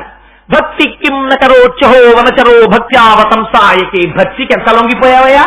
ఈ మాట విని ధూర్జటైతే గుండెలు బాధేసుకున్నాడు కాళహస్తీశ్వర శతకంలో. ఏమయ్యా, ఎంగిలి మాంసం ముక్క తినేశావా? నీకు మాంసము వాంఛయ్యేవి కరువా? నీ చేత లేడుండగా జోకైనట్టి కుఠారముండ అనలజ్యోతుండ నీరుండగా బాటంబొప్ప ఘటించు పునకన్ భక్షింపక బోయిచే ఇంగిలి మాంసం ఎట్లు చేకుంటివి శివ అని అడిగారు. ఎందుకని శివానికంత కరువా ఆ మాంసం? మనం ఎవరన్నా పిల్లాన్ని ఎవరన్నా తెలిసిన వాళ్ళు ఇంటికి తీసుకెళ్తే వాళ్ళు పెట్టిన 2 కాజాలు తినేసి ఇంకా పెట్టండి ఇంకా పెట్టండి ఇంకా పెట్టండి అని ఏడిస్తే ఇంట్లో ఉన్న కాజాలన్నీ పెట్టేసినా కూడా తినేసి అన్ని కాజాలు అయిపోయినా కూడా వాడు ఏడుస్తుంటే వాళ్ళు వచ్చి అయ్యో బాబు ఏడవకు మాకు తెలియదు, నువ్వు వచ్చేప్పుడు ఇంకోసారి 2 కేజీల కాజాలు ఈసారి కొనుచ్చుతాం అని చెప్తే సిగ్గుబడి మనం ఇంటికి పిల్లాన్ని తీసుకొచ్చి అంటాం, ఎరా నీకు కరువా? ఏమిటో కాజాల కోసం అలా ఏడిచేవక్కరా అంటాం. అలా ధూర్జకి అన్నాడు పరమశివుణ్ణి, నీకు మాంసము వాంఛయేని కరువా? నీ చేత లేడుండగా జోకైనట్టి కుఠారముండ అనలజ్యోతుండ నీరుండగా ఏమయ్యా నీకంత కరువా మాంసం ముక్క తినాలని? అంత కరువైతే ధవలవపుషమిందోర్మండలే సన్నివిష్టం భుజగవలయహారం భస్మదిగ్ధాంగమీశం మృగయ పరశు పాణిం చారు చంద్రార్థమౌళిం హృదయ కమల మధ్యే సంతతం చింతయామి. ఒక చేత్తో మృగాన్ని పట్టుకున్నావు కదా, జింకని, ఒక చేత్తో పరశువు పట్టుకున్నావు కదా, ఏం లేచి వెళ్ళాలా? వంట చేసుకోవాలా? ఈ చేత్తో ఉన్న గొడ్డని పెట్టి ఈ చేతిలో ఉన్న మృగాన్ని ఒక దెబ్బ కొట్టి మాంసం ముక్కడు తీసి చేతిలో బ్రహ్మగారి పుర్రి ఉంది అందులో బారేసుకుని ఈ పైన రంగతుంగ తరంగ సంఘములతో రంజిల్లు ఘోషంబుతో బంగారంబుకు పొంగుతో నురగతో పువ్వాట తుంపర్లతో భంగులు తల్పుచు జంఘలించు తన ఓ భాగము నుండి దారం గంగమ్మను దర్శితే శిరమునం రంజిల్లుతు శంకర అని గంగని పెట్టావు కదా ఆ రోజున. ఆ గంగమ్మ ఉంది కదా, ఆ గంగ తీసి బ్రహ్మకపాలంలో పోసుకుని ఇక్కడే ఉంది కదా అగ్నిహోత్రం 3వ కన్ను, దీని మీద ఉడకేసుకుని నోట్లో వేసుకోలేవు, ఎంగిలి మాంసం తింటావా అని అడిగాడు ధూర్జటి. అంటే ఏడు నిజంగా శివుణ్ణి నిందించాడనే? నిందాస్తుతి స్వామి శంకరా, ఇంతగా లొంగిపోతావా భక్తికి అని గుండెలు బాదుకున్నాడు ధూర్జటంతటి మహాభక్తుడు. అందుకని శంకరులు అంటారు శివానంద లహరిలో, స్వామి నాకేం కావాలి? నరత్వం దేవత్వం నగవన మృగత్వం వశకత పశుత్వం కీటత్వం భవతు విహగత్వాది జననం సదాత్తత్ పాదాబ్జ స్మరణ పరమానందలహరి విహారాసక్తం చేద్రూదయమిహ కింతేన వపుష. తండ్రి, శరీరం నేను చేసిన కర్మను అనుసరించి వస్తుంది, నాకు బెంగలేదు. నేను ఏనుగవని, సింహాన్నవని, పావునవని, పుట్టనవని, చెట్టునవని, గట్టునవని, నదినవని, సముద్రాన్నవని, కొండనవని, ఏదవని, నాకు మాత్రం సర్వకాలములయందు నీ పాదములను పట్టి పూజ చేసి చింతించేటటువంటి భాగ్యము కలిగితే చాలు శంకర, నాకు శరీరం గురించి బెంగలేదన్నారు. శంకరులంతటి వారు భక్తిని ఎలా మనం నేర్చుకోవాలో, లోపల ఎలా మనస్సులో నిలబెట్టుకోవాలో నేర్పారే. అంతటి మహానుభావుడు కనుక ఇవాళ భక్తితో అమ్మవారి పాదముల దగ్గరికి వెళ్ళి నీకున్నది అని చెప్పుకోవడానికి, నీకేమున్నదని చెప్పుకుంటావురా అమ్మ కటాక్షం అడగడానికి? నీకున్నదని చెప్పకు, అమ్మ దగ్గరికి వెళ్ళి ఉన్నది ఉన్నది ఉన్నది అంటూ చెడిపోతున్నావు. నాకున్నది అనకు, ఏమంటావు? స్నపయ కృపయా మమపి శివే. మనకేముందమ్మా? అనేనాయం ధన్యో భవతి నచతే హనిరియత. అమ్మా దీనం, నేను చాలా దీనుండమ్మా, నాకేం తెలియదు. నీ కడగంటి చూపు ప్రసరించినా బాగుపడని వాణ్ణి, అంతటి నీచుణ్ణి, అంతగా సంసారం లోపల నిండిపోయిన వాణ్ణి. అందుకని అమ్మా నన్ను ఉద్ధరించమ్మా, నన్ను ఉద్ధరించడం నీ వల్లే అవుతుందమ్మా అంటే శంకరులు తానే లోపల ఒక ప్రశ్న వేస్తున్నారు. మనకి వెంటనే అనుమానం వస్తుంది కదా. మనలోకి శంకరాచార్యుల వారు పరకాయ ప్రవేశం చేసేస్తారు.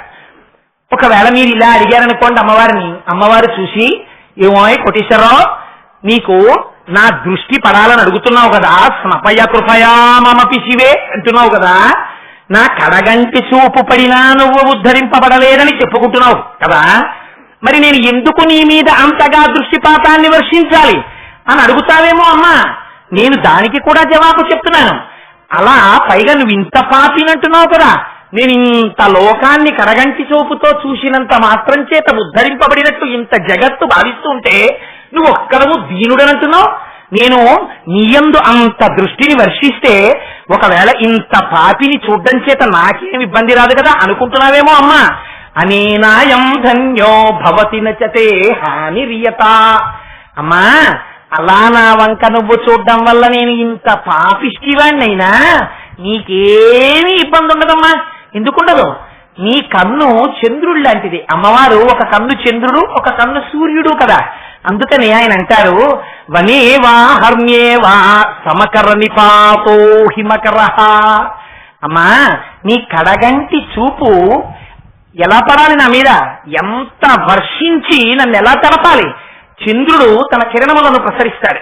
పెద్ద రాసమహల్లో ఉన్నటువంటి చంద్రకాంతిలతో నిర్మించబడినటువంటి వేదిక మీద కూడా అదే చంద్రకిరణములను వేస్తాడు. అలాగే ఎక్కడో అరణ్యంలో ఉండిపోయినటువంటి రక్కసి ముళ్ళ దుబ్బుల మీద కూడా అదే చంద్రకిరణాలని ప్రసరిస్తాడు. అలాగే ఎక్కడో కొండలలో, బండలలో, శిలలలో, రాళ్లలో, దుబ్బులలో ఎవ్వరూ అనుభవించినటువంటి చోట రుద్రభూమిలో కూడా చంద్రకిరణాలు సమానంగా పడతాయి. అలా పడినప్పుడు అయ్యో నేను ఈ చంద్రకిరణాలను ఇలా ప్రసరించాను, నా పేరు పెట్టుకున్న చంద్రకాంత శిలలు, ఈ శిలల మీద ఎక్కువ కిరణాలు వేద్దాం అని చంద్రుడు ఎప్పుడైనా అనుకున్నాడా అమ్మా? చంద్ర సంబంధం అని చంద్రకాంత శిలల మీద ఎక్కువ, లేకపోతే అదిగో ఆ రక్కసి ముళ్ళ దుబ్బుల మీద తక్కువ, శిలలతో నిర్మింపబడిన ప్రాకారాల మీద కొంచెం తక్కువ, తన కాంతి కిరణములకు నెప్పెడుతుందేమో అని కొంచెం తక్కువ, ఇలా ప్రసరించట్లేదు కదమ్మా. సమానంగా ప్రసరించడం చంద్రుడికి ధర్మం. అలా ప్రసరిస్తే చంద్రకిరణాలకు ఏమైనా హాని వచ్చిందా? ముళ్ల పొద మీద పడ్డాయి కిరణాలు, ఆ ముళ్ళు కిరణాలకు ఏమైనా గుచ్చుకున్నాయా? చంద్రుడి కంటిలో గుచ్చుకున్నాయా? చంద్రుడికి ఏమైనా బాధ పెట్టిందా? ఏమీ బాధ పెట్టలేదు. ఏ బాధ పెట్టకపోయినా నిండు పున్నమి నాడు అరుణాచల గిరి ప్రదక్షిణం చేస్తుంటే రాత్రి ఆ పున్నమి కిరణాలు చంద్రుల్లోంచి అరుణాచలం కొండ మీద పడుతుంటే, ఆ పంచశిఖరాల్ని దర్శనం చేస్తుంటే అక్కడ ఉన్నటువంటి దుబ్బులు, మొక్కలు, రాళ్లు అన్నీ కూడా పంచాక్షరి మహామంత్రం చేస్తూ తమలో తాము రమించిపోతున్నటువంటి మహర్షులలా దర్శనమిస్తుంటే ఎంత అందంగా ఉంటుందో. అలా అమ్మా నీ కంటి చూపు నా మీద వచ్చి స్నపయ కృపయ నన్ను అభిషేకించేస్తే, నా పాపములను కడిగేస్తే నీకు వచ్చే దోషం ఏమీ ఉండదమ్మా అంటారు శంకరాచార్యులు వారు. అమ్మ ఒకవేళ ఈ ప్రశ్న అడుగుతుందేమోనని అమ్మ అడుగుతుందా? అలాగా అమ్మ అడగదు. అడగకపోయినా ఎందుకు ఈ మాట శంకరులు అంటాం? ఏమో మనకు అనుమానం వస్తుందేమో. ఏమండి, అనుమానం ముందు, తరువాత మనం ఉపాసన కదా. ఏది చెప్పినా ముందు అనుమానం. ఏమండి రోజు దీపం పెట్టుకోండి ఇంట్లో చాలు అంటే, ఏమండి దీపం అగరపుల్లతో పెట్టచ్చా, లేకపోతే అగ్గిపుల్ల వెలిగించాలా, రెండొత్తులు ఉండాలా, ఒకొత్తు ఉండాలా, కొబ్బరి నూనె వేయాలా, నెయ్యి వేయాలా, ముందు నెయ్యి కరగాల, ఒత్తి వెలగాల, ఓ వేళ ఒత్తి ఆడిపోతే కొంపలు అడిపోతాయా? ఇన్నే మనకు అన్ని అనుమానాలే కదా. అందుకని ఏమండి మరి మీరేమో రోజు ఈ శ్లోకం చదువుకోవడానికే శంకరులు ఇచ్చారంటున్నారు. మరి ఆ శ్లోకంలోనేమో శంకరాచార్యులు వారు దీనం అన్నారు. అక్కడి వరకు నేను అంగీకరిస్తాను అనుకోండి తెరసాట్న. నేను దీనుణ్ణే, నిజమే, నేను సంసారం అగ్నుణ్ణే. ఇవాళ అమ్మవారిని శ్లోకం చదువుదామంటే ఇంతటి దౌర్భాగ్యుణ్ణి, అమ్మ నా మీద కిరణాలు ప్రసరిస్తుందా, నన్ను చూస్తుందా దయతో అని బెంగ పెట్టుకుంటావేమోనని చంద్రుడితో పోల్చి. ఎందుకని అమ్మకు ఒక కన్ను సూర్యుడు, ఒక కన్ను చంద్రుడు. మొన్నటి రోజున చెప్పానే, అమ్మ స్తన్యములు కూడా ఒకటి సూర్యుడు, ఒకటి చంద్రుడు. అమ్మ పోషించకపోతే, అమ్మ దయతో చూడకపోతే ఎవరు చూస్తారండి? ఒక కథ చెప్తారు. ప్రియురాలు, నీ తల్లి గుండె పట్టాలా అని అడిగిందిట. అడిగితే నిద్రపోతున్నటువంటి తల్లి గుండె కోసేశాడు వాడు. కోసేసి ప్రియురాలికి ఇద్దామని అమ్మ గుండెకాయ అట్టుకుని పరిగెత్తుకుంటూ వెడుతున్నాడు ప్రియురాలి దగ్గరికి. గడప తన్నుకు పడిపోయాడు. చేతిలోంచి అమ్మ గుండె జారి పక్కన పడిపోయింది. ఆ అమ్మ గుండె లబ్డబ్బని కొట్టుకుంటూ కోసేసి బయటికి తీసేసిన గుండె కింద పడిపోతే, దుర్మార్గుడా కోసేశామని లేదుట, నాన్న దెబ్బ తగిలిందా అందుక. ఇదిరా అమ్మ దయ, ఇది దరదలిత నీలోత్పల రుచా. చంద్రశేఖర పరమాచార్యులు వారు ఒకసారి కంచిపీఠంలో తమిళంలో ప్రసంగం చేశారు. ప్రసంగం చేస్తే దాన్ని భవన్స్ వాళ్ళు ఇంగ్లీష్ లోకి ట్రాన్స్లేట్ చేశారు. అందులో ఎక్కడో ఒకసారి ఒక ప్రస్తావన చేస్తూ ఆయన ఈ మాట వాడారు. అందులో శంకరాచార్యులు వారు ఆ శ్లోకంలో వనేవా హర్మ్యేవా సమకర నిపాతో హిమకరహ అండంలో శంకరాచార్యుల వారి దృష్టిలో ఆ శ్లోకముల వలన వచ్చేటటువంటి ఫలము రహస్యముగా దాచారు అన్నారు. ఏమిటిది రహస్యం? ఇంద్రుడి యొక్క కిరణములు అన్నిటి మీద పడతాయని చెప్పేటప్పుడు వనేవా హర్మ్యేవా, అరణ్యాన్ని సౌధాన్ని రెండింటినే ఎందుకు ఎంచుకున్నారు మేడని? మూకుడు కూడా పంచశతిలో రాసేటప్పుడు ఈ రెండు మాటలే వాడాడు. వనేవా హర్మ్యేవా, ఈ రెండింటినీ మార్చి వనమునకు విపినమన్నాడు, హర్మ్యమునకేదో సౌధం అన్నాడు అంతే తప్ప ఆ రెండు మాటలే వాడాడు. ఈ రెండు మాటలే వాడడం వెనకాతల ఉండేటటువంటి రహస్యాన్ని పరమాచార్యుల వారు ధ్యానం చేసి ఈ శ్లోకాన్ని ప్రతిరోజు అమ్మవారి పాదాల దగ్గర చెప్పుకుంటే ఒక గొప్ప ఫలితం వస్తుందని ఆవిష్కరించారు. ఏమిటో తెలిసాటంటే, వనేవా హర్మ్యేవా అంటే ఆయన అన్నారు, మనం అడవికి వెళ్ళాం. ఎందుకు వెళ్ళాం? ఎవరైనా ఊళ్ళో ఇల్లు కట్టుకుంటారు కానీ, కోటేశ్వరాలు మీకు దండకారణ్యంలో 500 గజాల స్థలం బ్రహ్మాండమైంది ఏర్పాటు చేశామండి, మీకు పాలరాతి మేడ కడతాం అక్కడ, అందులో ఉంటారా అని అడిగారు అనుకోండి. బాబు 150 రూపాయలు ఇచ్చి పూరిపాకలా ఉంటాను కానీ దండకారణ్యంలో నేనెందుకు ఉంటానండి అంటాడు. సుందరకాండలో వాల్మీకి మహర్షి చాలా అందంగా మాట్లాడతారులేండి. అందులో మాట్లాడుతూ ఆయన అంటారు, సంకల్ప వృక్ష ప్రతిమో వసంత యువమూర్తిమా అన్నారు, శ్మశాన చైత్య ప్రతిమో భూషితోపి భయంకర అన్నారు. రావణాసురుడు అన్ని ఆహారాలు వేసుకుని అమ్మవారి దగ్గరికి వస్తే చూడ్డానికి ఎలా ఉన్నట్ట? ఇన్ని హారాలు వేసుకున్న శ్మశానంలో కట్టినటువంటి భవంతిలో ఉన్నట్టవాడు. ఎవడుంటాడు అందులోకి వెళ్ళి? వీడి దగ్గరికి వచ్చేవాళ్ళు ఎవరు ఉండరు. ఎందుకని? వాడి దగ్గరికి వెళ్ళాలంటే వాడంత భయంకరమైనటువంటి మనిషి. అలా ఎవరైనా అరణ్యంలో ఉంటారా? వనమునందు ఉండరు. ఎందుకుండరు? వనం అంటే భయం కనుక. అక్కడ మన శరీరమును కబళించేటటువంటివి ఉంటాయనేటటువంటి భయం. శరీరమునందు ప్రీతి చేత అక్కడ క్రూర మృగాలు ఉంటాయి, ఏదో తేళ్లుంటాయి, జర్రీలుంటాయి, పావులుంటాయి. అబ్బో అడవిలో ఎక్కడ ఉంటామండి. అందుకే సాధారణంగా నానుడు ఏమనొస్తుంది, ఆయన ఎక్కడ కట్టాడో తెలిసాండి ఇల్లు, కాకినాడలో ఉన్నాను అంటారు కానీ అడవిలో కట్టాడు ఇల్లు తీసుకెళ్లి అంటారు. అడవిలో కట్టాడంటే ఏంటి? పాప ఆయన స్థలాలు కొనుక్కోలేక ఊళ్ళో ఎక్కడో ఊరు చివరి ఎక్కడో లేఅవుట్ చేస్తే అందులో ఒక్కడు ముందు కట్టుకుని హెచ్బిఏ కొంచెం కలిసి వస్తుందని కాస్త రిటైర్ అయిపోయే లోపల ఇన్స్టాల్మెంట్ తక్కువ పడుతుందని అక్కడ కట్టుకున్నాడు ఇల్లు, అడవిలో కట్టాడంటారు. అందుకని అడవి అంటే ఏమిటి? అడవి భయమునకు సూచన సంసారుల యొక్క దృష్టిలో. శ్లోకం ఎవరి దృష్టితో రాశారు? సంసార మగ్నుడైన వాడు అమ్మ యొక్క దృష్టిని అపేక్షించడానికి, అమ్మవారి యొక్క దృష్టి తన మీద పడాలని అడగడం ఎలాగో మనకి చేత కాదని మన చేత చెప్పించడానికి మామపి శివే అని వాడి శంకరులు భిక్ష పెడితే ఆ శ్లోకాన్ని, దానికి ఫలమేమిటి రావాలి? వనేవా, ఆ భయాన్ని ఇప్పటి వరకు ఉన్నటువంటి భయం ఏదుందో ఆ భయమునకంతటికీ కారణం ఏమిటి? శరీరమునందు అపారమైన తాదాత్మ్యత. ఇందాక వారు అన్నారే, ప్రపంచములో రెండున్నాయి అనేటటువంటి అజ్ఞానము. ఈ అజ్ఞానము పోయిందా? హర్మ్యేవా. ఒకసారి అజ్ఞానం పోయిందనుకోండి, పోతే ఏమవుతుంది? అలా కాకుండా సంసారమగ్నుడై హర్మ్యములో ఉన్నటువంటి వాడికి కేవలము కోరిక చేత సుఖము దుఃఖము. అందుకే అమ్మవారి చేతిలో పట్టుకునేటప్పుడు ఎప్పుడు కూడా ఆ రాగస్వరూప పాశాధ్యాక్రోధాకార అంకుశోజ్వల మనో రూపేక్షుకోదండ పంచతన్ అప్రసాయక ఆ నాలుగే పట్టుకుంటుంది. ఎక్కడ పట్టుకున్నా ఎవరికి జ్ఞానం కలిగినటువంటి వారికి అమ్మ దర్శనం ఇవ్వనివ్వండి, ఆ నాలుగిటితోటే దర్శనం ఇస్తుంది. మొన్న చెప్పా, ఈ 4 మన్మధుడి చేతిలోకి వెళ్ళాయా పతనావస్థకి తీసుకెళ్తాడు, ఈ 4 అమ్మవారి చేతిలోకి వచ్చాయా జ్ఞానం వైపుకి తీసుకెళ్లిపోతుంది. ఎవరికి దర్శనం అవనివ్వండి అమ్మవారిని, ఇదే చెప్తారు శ్లోకం.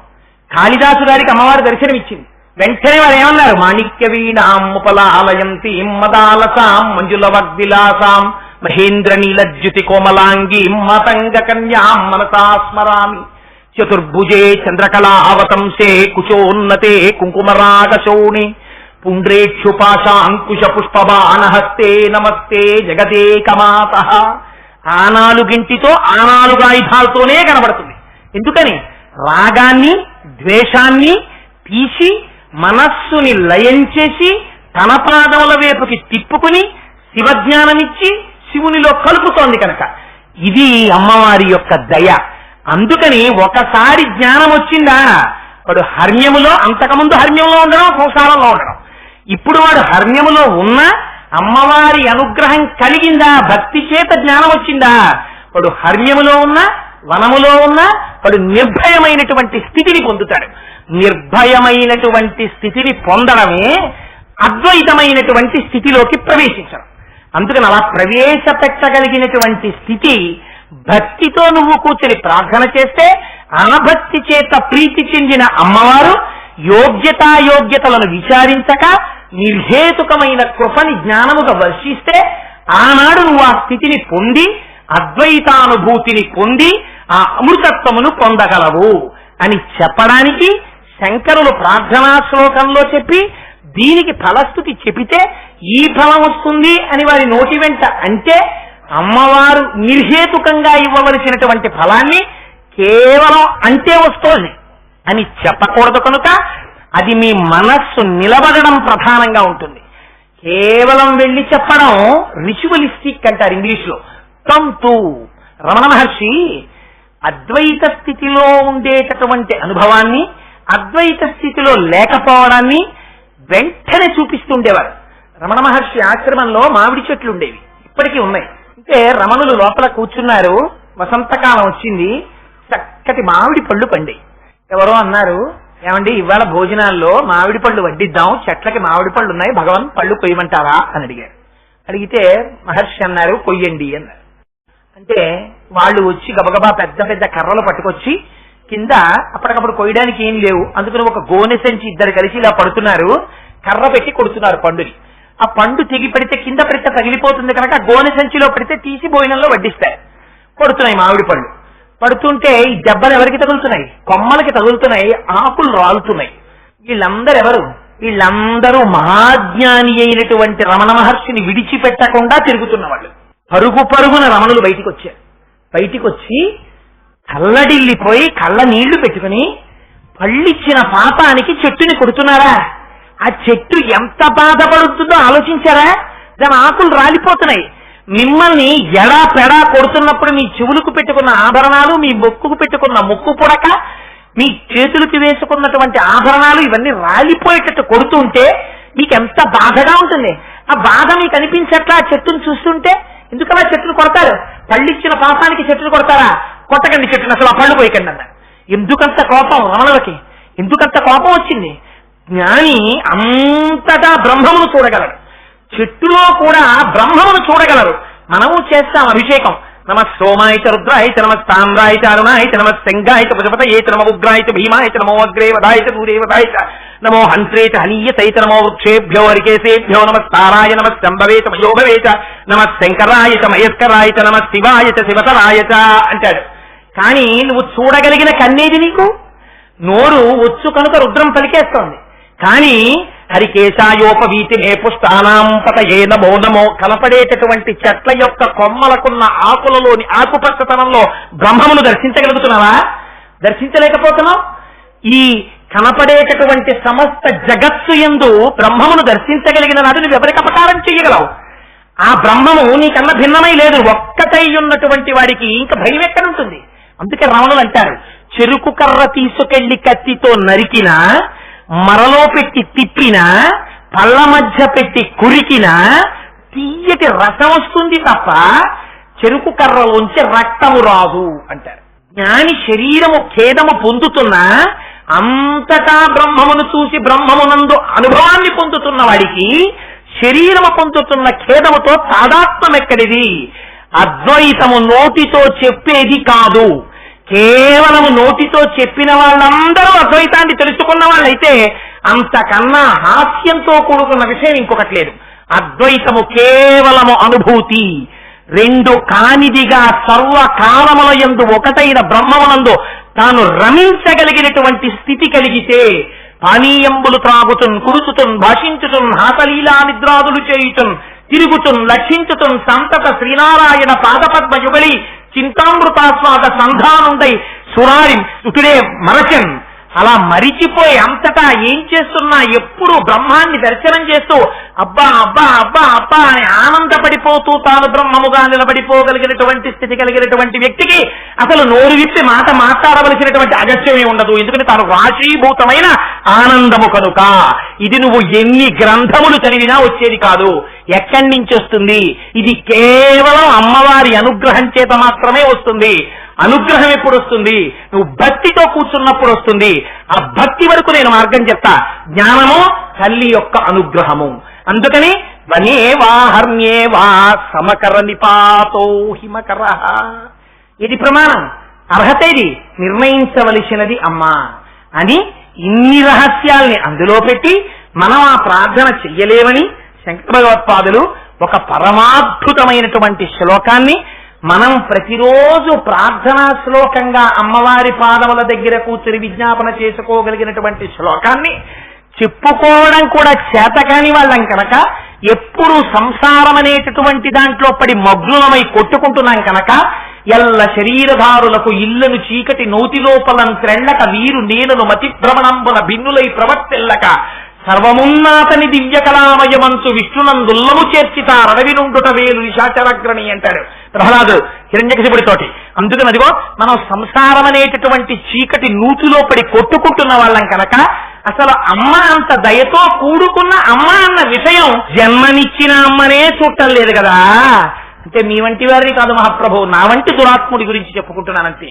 మా అమ్మకి నేనన్నం పెడుతున్నానన్నవాడే కానీ అమ్మ చేతి అన్నం తినే అదృష్టం నాకు ఇంకా దొరికిందండి భగవంతుడి యొక్క కృప వల్ల అని మాట మాట్లాడగలిగినటువంటి అనుభూతిని పొందుతున్న వాళ్ళు ఎంతమంది ఉన్నారు. మా అమ్మగారు నాన్నగారు పెద్దవారు అయిపోయారండి. అమ్మగారిని నాన్నగారిని ఇద్దరు అన్నదమ్మలం 6 నెలలు ఇద్దరం ఉంచుకుంటూ ఉంటాం. 6 నెలలు మా తమ్ముడి దగ్గర అయిపోయింది. మా అమ్మ నాన్నగారు వస్తున్నారు. నా దురదృష్టం ఏంటంటే క్యాటాక్ట్ వచ్చాక ఆయన ఇక్కడికి వస్తున్నాడు, ఇక్కడైతే ఆపరేషన్ చేయించుకోవచ్చని ఎన్నని నేను పడతానండి అని వచ్చి వీడి ఇక్కడ కూర్చుని చెప్తాడు. ఇతరమైన విషయములన్నింటికీ వీడి దగ్గర డబ్బు ఉంటుంది. తెల్లవారి లేస్తే నీ యొక్క సంక్షేమాన్ని కోరుకోవడం తప్ప ఇంకోటి తెలియని అమ్మ. ఆ అమ్మకి పత్తెడన్నం నేను పెడుతున్నానంటాడు. సిగ్గుపడిపోతుందండి నిజంగా అమ్మతనం అంటే. అందుకే మొన్న చెప్పాను నేను మీకు, అమ్మ అన్నం తినడాన్ని సౌందర్యలహరిలో శంకరాచార్యులు వారు చెప్పలా. నివృత్యై చండాంశ త్రిపురహర నిర్మాల్య విముఖై. శివుడు తిండని చెప్తారు. అమ్మ తాంబూలం వేసుకుంటుంది. అమ్మ తినడం అంటే పిల్లలు తినడం, అమ్మ తినడం. ఎవరైనా మీరు చూడండి, ఇది అందరికీ అనుభవైక వేద్యం. తల్లులందరికీ పిల్లలు అమ్మ జంతికలు వేస్తూ ఉంటుంది. పిల్లలందరినీ పిలిచి అందరికీ తలకో జంతిక పెడుతుంది, వేడి జంతికలు. వీళ్ళు కూర్చున్నవన్నీ నలిపేసి పరపర పరపర పరపర తినేస్తారు. మళ్ళీ రెండో వాయి వేసి మళ్ళీ ఒక్కొక్క జంతిక పెడుతుంది. పెట్టేసిన తర్వాత అమ్మ చాలా బాగున్నాయమ్మా చాలా బాగున్నాయమ్మా అని తినేస్తాడు. తినేసిన తర్వాత ఇంత పిండి ముద్దు ఉంటుంది గిన్నెలో. ఉన్నాక అందులో ఎవడో ఒక యోగ్యుడైన సంస్కార బలం ఉన్న కొడుకు అంటాడు, అమ్మా మేము ఇన్ని జంతికలు తినేసాం, ఇంక ఇంతే పిండి ఉంది, అమ్మ నువ్వు తినలేదమ్మా అంటాడు. అంటే అమ్మ అంటుంది, నాన్న నా కడుపు నిండిపోయిందిరా అంటుంది. అదేంటమ్మా నువ్వు తినలేదు కదమ్మా, నీకు ఎలా నిండిపోయిందమ్మా అంటాడు కొడుకు. అంటే నాన్న మీ అందరూ తిని సంతోషిస్తే నేను తిన్నట్టు కదా, నా కడుపు నిండిపోయిందిరా అంటుంది. అమ్మ కడుపు నిండడం మీ ప్రేమ చేత నిండుతుంది.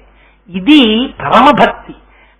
లౌకికమైన అమ్మకే అంత ప్రేమ ఉంటే ఆ అమ్మ ఇన్ని బ్రహ్మాండములను కన్నా అమ్మ, ఆ అమ్మ పాదాల దగ్గర కూర్చుని అయ్యో అమ్మా నేను ఇలాంటి వాడిని అమ్మా ఒక్కసారి చూడమ్మా అనడం కూడా మనకి రావట్లేదని మనయందు దయతో శంకరులు మన కోసమని మామపి శివే అంటూ ఇచ్చిన పరమ పవిత్రమైన శ్లోక రూప అమృత గుళిక. అందుకని కానీ ఇంకా ఇవాళ మళ్ళీ వేరొక శ్లోకాన్ని ప్రారంభించేస్తే పూర్తి చేసేటప్పటికి మీ అందరికీ ఇళ్ళకి వెళ్ళడం కొంచెం క్లేశం అయిపోతుంది. కాబట్టి నేను రేపటి రోజున మళ్ళీ వేరొక శ్లోకాన్ని విజ్ఞాపన చేస్తాను. ఇవాళ బ్రహ్మశ్రీ గరికపాటి నరసింహారావు గారు వచ్చి ఇక్కడ కూర్చోవడమే నా దృష్టిలో అమ్మవారు వచ్చి కూర్చుని విన్నట్టు. ఆవిడ కావ్యాలాప వినోదిని కదా, అవతలవాడు చెప్పగలిగిన సమర్థుడా అని అమ్మ చూడదు. అమ్మ ఏం చేస్తుంది, స్తోతారం తముశంతి దేవి కవయో యోగిస్పృణీతే గుణాం స్తోతవ్యస్య తతశ్చతే స్తుతిదురామయ్యేవ విశ్రామ్యతి యస్మాత్ తస్మదమర్షదీయ ఫణితి స్వీకారతస్యే గుణాః క్షాంత్యౌదార్య దయాదయో భగవతి స్వంప్రస్తు వీరాన్ ప్రధాన్ అంటారు పరాశర భట్టర్లు శ్రీగుణరత్న కోశంలో. మనకేమొచ్చమ్మా నీ గురించి మాట్లాడడం, నాకేం చేత కాదు. అయినా నేను 4 మాటలు చెప్తుంటే అందులో ఒప్పులున్నా తప్పులున్నా అయ్యో నా బిడ్డడు నా గురించి చెప్తున్నాడని అంత వ్యాకరణం నేర్చుకున్న మహాపండితుడైనటువంటి వాడు వచ్చి 2 చెవులు పట్టుకుని తండ్రి గారి దగ్గర ప్రవర చెప్పుకుని పాదాలు పట్టి నమస్కారం చేసి కూర్చుని వ్యాకరణ శాస్త్రం నేర్చుకుంటున్న కొడుకుని చూసి మురిసిపోయిన తండ్రి కన్నా వచ్చిరాని మాటలతో మహాపండితుడైన తండ్రి దగ్గరికి వచ్చి నానా నానా ఇలా చూడు అని ఏకవచనం ప్రయోగం చేసినటువంటి కొడుకుని చూసి మురిసిపోయినటువంటి తండ్రి తొడ మీద కూర్చోబెట్టుకున్నట్టు వచ్చిరాని మాటలతో చెప్పేటటువంటి నా మాటలను స్వీకరించడంలో నీ దయ నీ కారుణ్యం బయటికి వచ్చాయమ్మా, నా ప్రజ్ఞ ఉందంటారు పరాశరభట్టర్లు. అందుచేత అదిగో అటువంటి తల్లి కనుక ఇంత ధైర్యంతో కూర్చుని 4 మాటలు చెప్పగలుగుతున్నాం. ఆమె ఇవాళ కావ్యాలాప వినోదిని కనుక తన భక్తులైన వారు చెప్తున్నటువంటి మాటలు విని మురిసిపోయేటటువంటి తత్వమున్న అమ్మ కనుక అమ్మగా వచ్చి ఇక్కడ కూర్చుంటే మనం హడిలిపోతామేమోనని సాక్షాత్తుగా దానికి తగినటువంటి ఉపాధిలో మాత్రమే రావాలి కనుక ఇంత కాకినాడ పట్టణం ఉన్నా అలా కూర్చుని తల ఆడించడానికి బ్రహ్మశ్రీ గరికపాటి నరసింహారావు గారు అనబడేటటువంటి శరీరమే యోగ్యమైనదని ఆయన రూపంలో అమ్మవారి ఇవ్వాలొచ్చింది. అందుకని వారిని అమ్మవారిగానే నేను సంభావిస్తూ ఆయన పాదములకు సాంజలి బంధకంగా శిరస్సు కాటించి పునః నమస్కరిస్తూ మంగళాశాసనవరై మదాచార్య పురోగమై సర్వైశ్చ పూర్వైరాచార్యై తత్కృతాయాస్తు మంగళం. మంగళం కోసలేంద్రాయ మహనీయ గుణాత్మనే చక్రవర్తి తనూజాయ సర్వభౌమాయ మంగళం. ఉమాకాంతాయ కాంతాయ కామితార్థప్రదాయినే శ్రీగిరీశాయ దేవాయ మలినాథాయ మంగళం. కరచరణ కృతం వా కర్మ వాక్కాయజం వా శ్రవణనైనజం వా మానసం వాపరాధం విహితం వా సర్వమేత్తక్షమస్వ. శివ శివ కరుణాబ్ధే శ్రీ మహాదేవ శంభో. సర్వం శ్రీ ఉమామహేశ్వర పరబ్రహ్మార్పణమస్తు. స్వస్తి.